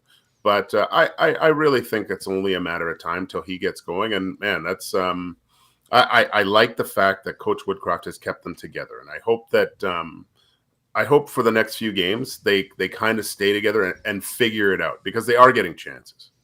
Gager, as always, buddy, really appreciate it, man. We'll talk to you in about 3 hours and 20 minutes on Two Guys and a Goalie. Can't wait. All right. He's got to bring in that bug assault. The videos are great. The Yeah, slow-mo and everything. And like, it looks like... he really enjoys it. Looks like GoldenEye. Right? Yes, It's that put that point of music. view. It's that point of view. Yeah. Yeah, no, that's good. Gager is brought to you by Pro On Sports, your locally owned sports and memorabilia specialist located in Edmonton and Sandwich Trail, 128th Ave, 1 block north of Yellowhead, or online at proamsports.ca. Like you, they are sports nerds too. Speaking of sports nerds, do you follow this account, Evolving Wild? It's they have the GAR rankings, and which I think is goals above replacement and expected goals above replacement. I think that's what else would GAR stand for? GAR. It's got to be goals above replacement. I think, yeah. It's like the war, it's the GAR. Like, so anyway, they put out a tweet of their current Hart Trophy race, and I think they've got it broken into tiers. The first tier for the Hart Trophy, according to the analytics and metrics from Evolving Wild, have Quinn Hughes in a battle with Zach Hyman for the Hart Trophy right now. Zach Hyman. Zach Hyman's having a great season. And he's got a lot of guard to his game. Holy crap. The Hart Trophy? What is it like? I don't know. This is just not a good look for the analytics community when your model has Zach Hyman. And we love Zach Hyman. Like, don't get us wrong. Zach Hyman is a very critical, important piece to the Edmonton Oilers. But they've got it in tiers. The top tier is Quinn Hughes and Zach Hyman right now, based off of Evolving Hockey's GAR and expected GAR metrics. Following that, it's Barkov, Kucherov, and McKinnon. And then following that in the next tier, it's Evan Bouchard, Timmy Stützle, Moore, Matthews, and McDavid. So Bouchard right now is on that same Hart Trophy level as Connor McDavid, 2 tiers below Zach Hyman, according to the GAR metrics from Evolving Wild. And Matthews for the Lady Bing. Just wanted to, can't forget. Is that a thing, or are you just joking? Oh, no, they go down. It's a bit of a thread. They do it all. I thought that was a joke. Yeah, I mean, nothing else really slams off the page, but that's I mean, here's that Hart one is. Here's the best one. Okay, the Calder right now. The Calder. There's a name missing. There's a name missing from the Calder. The Gars. Luke Hughes, Forrester in the second tier. Luke Hughes in the top tier. Forrester in the second tier. Greg, Zari, Rossi, Carlson, Faber, and Voronkov. So no mention of Connor Bedard in the race for the Calder, according to the GAR metrics from Evolving Wild. Leading in goals, leading in assists. No mention of him because the GAR numbers aren't great. And the X-GAR. Oh, sorry, GAR X-GAR and too. X-GAR. That's so stupid. It really is. Like, Connor Bedard, as far as his even strength goals right now, he's on pace for like over 30, and I was just reading this. That would be on track for like top 3 of last year for all players for even strength goals. Yeah. Like, he's crushing it. To me, if these are what my metrics are throwing out there, I'm not posting them proudly. No. And these guys do some fine work. I'm not like, I don't want to slag everything they do. Evolving Wild does some really good stuff. But to throw out a Calder list that has 1, 2, 3, 4, 5, 6, 7, 8 rookies on it, and your metrics don't have Connor Bedard on the list, overall, that's not a great look for you.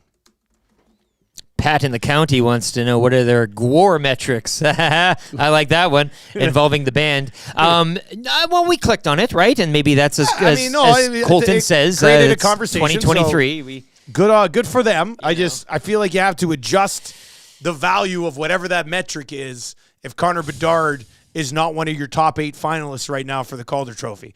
And we love Zach Hyman, and Bouchard's having a great year offensively, and he's coming around defensively.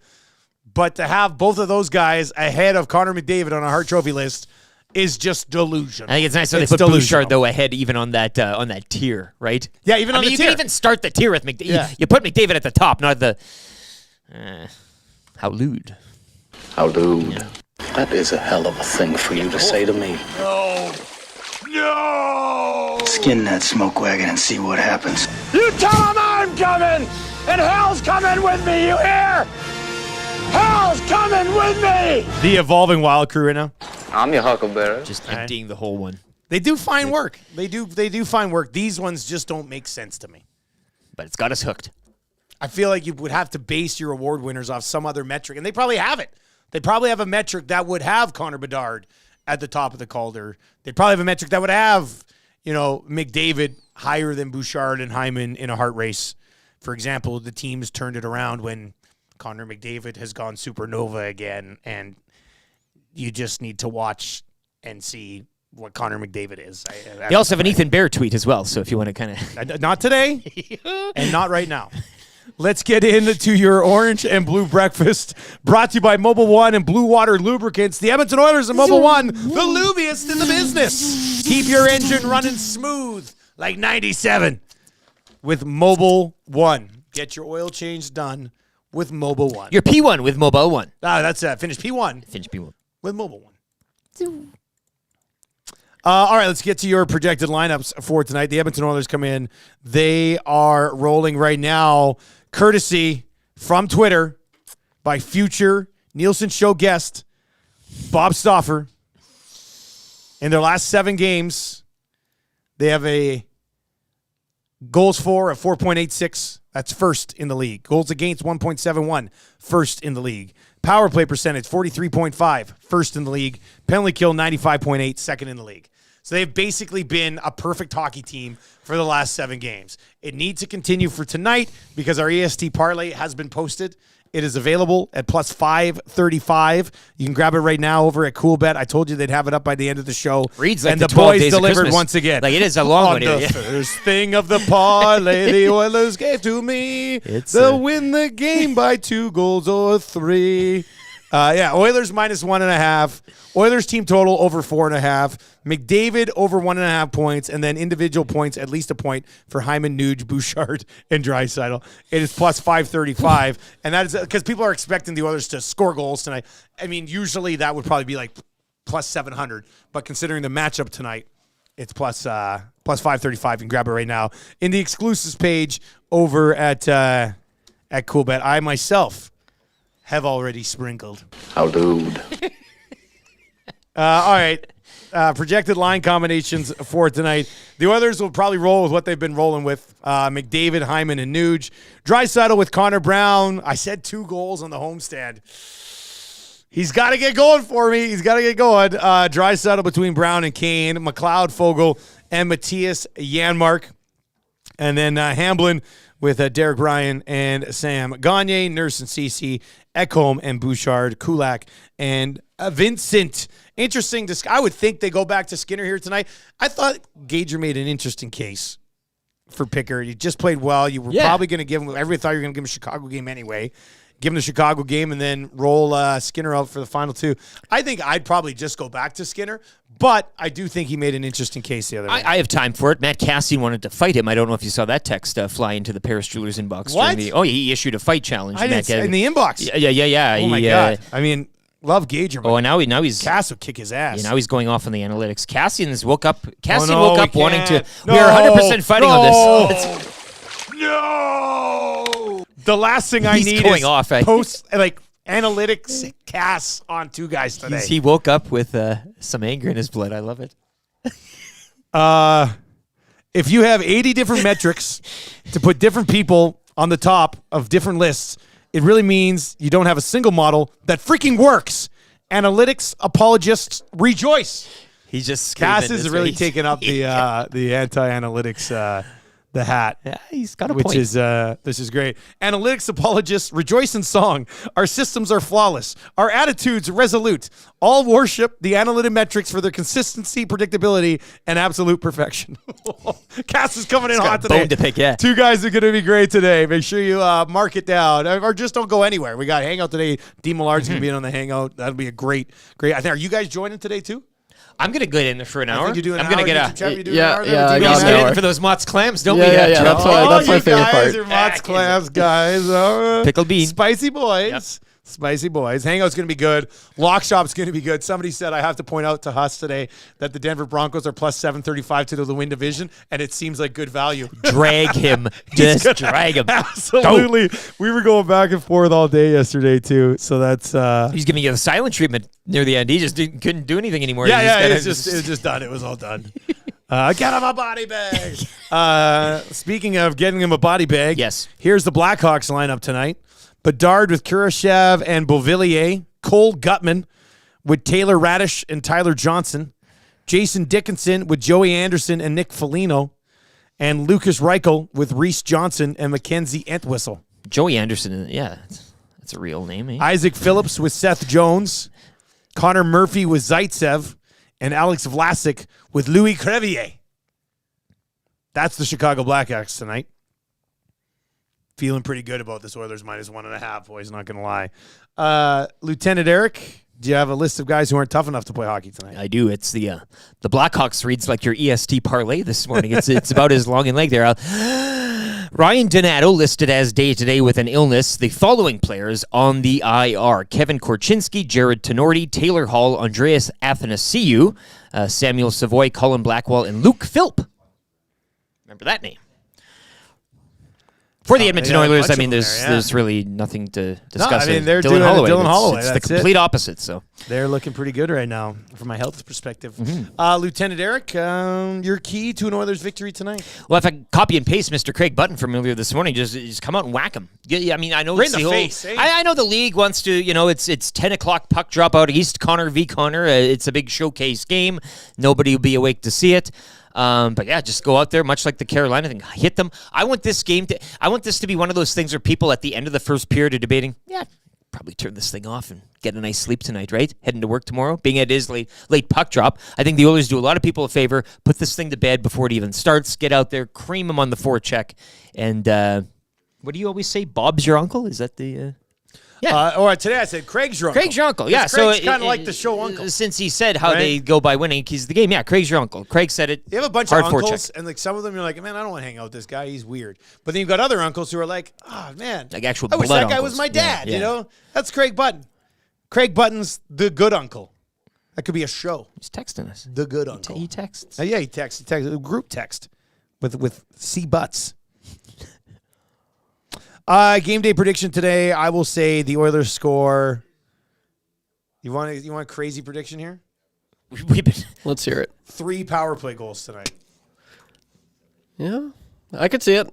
Of course you could. I Trev. could see it. Yeah, I'm waiting for the Oil Stream pregame prediction that you've been starting to go on. What'd you do last game? Did you hit it last game? What was I got 2 of the 3. I said Boosh, Draisaitl, and I didn't do one. 3 guys to score? Yeah, and I got 2 of the 3 right, but just stick with one, Trev. Yeah, he's getting taking it for a walk. That's pretty impressive. I like that. All right, so I'm going to say this sounds nuts, but 3 power play goals tonight for the Edmonton Oilers. Why not? Let's do it. And when they score their third, everybody has to text me and be like, "Oh, that's you're a genius. Look at this." And if I don't get it, then obviously you never heard of it before. So we got that going for us. Let's get into the wrap today for William Huff. If you want your place to look as good as ours, and our place looks mighty fine, we even look good on the road because our pop-ups and stuff were done by William Huff that you have at Century Casino. You got it. Yeah, very nice, very clean look. The wrap. William Huff. Get him to do this. You can get. I'm still want to contact them about my wilderness wildlife room, the Forever Forest that you can. Those walls where you feel like you can walk into it, but you can't. It's a great idea. Adds a lot of depth to the it's space, a forest. right? I'm going to walk right into this. Oh, it's a wall. Get it done at William Huff. They've been doing it since 1972. Visit them at williamhuff.com. What'd you learn on the show today, buddy? What did we learn on the... where was this headline here? The Raptors fire back at Knicks. Hint at defamation countersuit. What? More at tsn.ca. Say this again? I'm just gonna read the headline here. Raptors fire back at Knicks. Hint at defamation countersuit. Yes. So go forth and only the NBA delivers defamation countersuits between clubs. We're tracking Jets. They're doing defamation countersuits. The NBA is always ahead of the game, man. You have a banner to raise a couple nights. Do you not, eh? No, look, man. It came out before the tournament. It came out during the tournament. Or right after they won it, the Lakers, as an organization, did not want to hang a banner. So it's not like, LeBron, of course, is going to hang. This is league initiated. The league is saying, shoving it down. We're trying to make this in-season tournament a significant thing moving forward. We are forcing you essentially to hang a banner, even though the organization doesn't want to. So stop with your hate. It's ridiculous. And they're going to put one banner up, and then as LeBron continues to win these things, they'll just keep adding other years on it, right? So that's how it's going to work. So I mean, I think this is a city where there's a Garth Brooks banner hanging at the rink. There is. Probably got to be careful with the shots you take about other teams hanging banners. Yes, So, but he did have a there's nice that tweet you had this morning about giving all the other guys the money. He won it for the Rooks. He won it for the He guys won it who for the don't Rooks. make any money. And he could do that because when he wants to win something, he just wins it. Went out and got it. When he's healthy, there's none better. There never has been. There never will be. And he's probably still a top 5 player in the NBA. Think about that for a second. It's year 21. He's the GOAT. Crown him. All This right. is for you, Fudge. Yeah. Yeah, that was this is for you, Fudge. I don't know how you can't like this guy. It drives me nuts. I just don't get it. The one moment people are like, he had the press conference. But the press conference, they raised millions of dollars for kids' charities, man. Like Build another school. Why don't you? Yeah, like he's not today. Not today. All right, let's get into we'll do text today. Let's do sound of the day, Lieutenant Eric. You know what that is. Yeah. So we got to do your 12 days. We got Yeah. to do 12 days of Christmas again here. Let me bring her up. We'll get her ready to roll. We'll come back around. We'll tie the text of the day back into that call for sure. But are you ready to go? Lieutenant Eric's 12 days of Christmas. Day number 5. Here we go. First day of Christmas, EST gave to me a black sedan guy being creepy. On the second day of Christmas, EST gave to me 2 Tombstone Tuesdays and a black sedan guy being creepy. On the third day of Christmas, EST gave to me 3 spa dates, 2 Tombstone Tuesdays, and a black sedan guy being creepy. On the fourth day of Christmas, EST gave to me 4 tomato aspics, 3 spa dates, 2 Tombstone Tuesdays, and a black sedan guy being creepy. On the fifth day of Christmas, EST gave to me 5 cafe lattes from A&W, 4 tomato aspics, 3 spa days, 2 Tombstone Tuesdays, and a black sedan guy being creepy. Woo! Well done. Well done, Lieutenant Eric. My God. The songbird of our generation. Better every time, man. Cafe lattes, you from A&W. From A&W. Yeah, That's our line, right? Thank you to the Gemini. sponsors. Yeah, From A&W. We're decorating the tree with our sponsors. Practice one time. Do that line again and then. 5 cafe lattes From A&W. Yeah, we gotta. Yeah, let's go, guys. Come on. The 3 tenors. Yeah. Tattoo that. That's good. All right, let's get to your text of the day. It's going to tie back in to the call from earlier today. This is an all-timer. We're going to vault it. We'll have it forever. It's amazing. Joey Bila Cassidy turns back. Looks like they're doing a little reverse that you might see in football. And here comes Basin. He's got some speed. Split the D. Oh, what's he going to do? He's shooting the roof, Daddy. Oh, look at that. Look at this. Look at that. Man, did he mention the guy's initial? Yeah. The whole thing is great. Like the name here again. Sometimes he say it's Joey B. Cassidy or maybe Joey 2 Cassidy. Let's listen. Joey Bila Cassidy turns back. Joey B. Cassidy. Joey B. Cassidy. It sounds like the guy's name is Joey B. I Cassidy. hope he has every middle initial to his. Joey Bila Cassidy turns back. Looks like they're doing a little reverse that you might see in football. And here comes Basin. He's got some speed. Split the D. Oh, what's he going to do? He's shooting the roof, Daddy. Oh, look at that. Look at this. Look at that. Oh, my God. That's just too amazing, man. That is absolute gold. The text of the day today, Rick, mark this down. Hey. You can text him back. It's going to Box Pounder. Oh, Came great. in earlier today. Box Pounder wins text of the day. My wife pointing out all of the crumbs that I left in the kitchen. Look at this. Look at that. Box Powder. You're going to A&W. We got a $20 gift card to A&W for you, man. That's good for 4 Mama Burgers if you want it, because you're getting 2 for $9.99 right now at A&W's in the month of December. And he's taking Jan with her. Hey, they're going to be going up there, rolling up there with their big win. I love Rolling it. up to A&W drive-thru, Love looking at the board. Look at this. Look at that. So good. Look at this. Look at that on a Tombstone Tuesday. I'll do. Oh, God. What are you watching tonight, buddy? Well, it starts later this morning. The Champions League match day 6 of 6. So this is it. Oh boy. Not too much for Manchester United. Uh-oh. As, they're Wow, pretty Manchester United's really they're sucking in done Champions League. and dusted. So they host Bayern. He says, yeah. they're at home to Bayern Munich today. I'm going to watch that car crash. Or today 1:00. Jeez, he didn't even know that his team big was supporter playing. over here. Remember when he was talking early in the season? Yeah, Champions Mr. League. Lean was all over there. Yeah, he won't have been playing in Europe after today. So, that and a handful of other matches as well. And, of course, Oilers Blackhawks later tonight. It's one of, Dusty, because it is an 8 o'clock puck drop tonight, correct? 6:30 So pregame. there are a Tommy handful Gazzola. of games tonight. What else is going on here in the wild card chase? Arizona in action. Yeah. I got a Christmas concert again tonight. Vegas and Flames. Oh, you do, hey? Failed how many people can you failed bring? last night as a well, don't even get me started on this.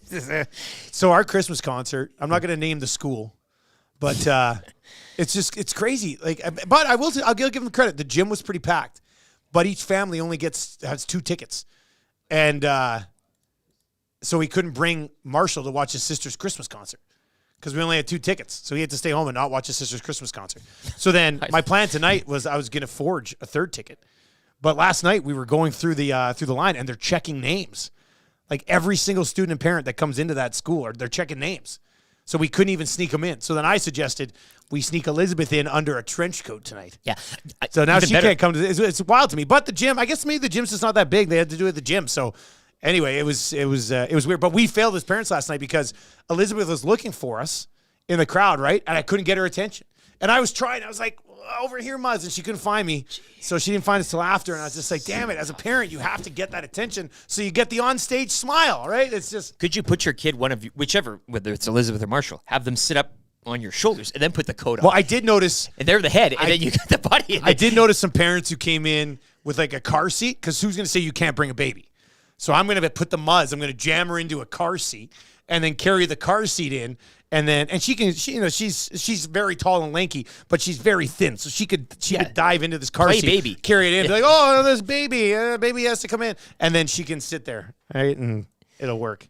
It's a fascinating list, say? Yeah, I thought for sure. I was just like, you know what? I'll scan the ticket. I'll cut it out. I'll put another ticket in, and we'll get to bring our family to the Christmas concert.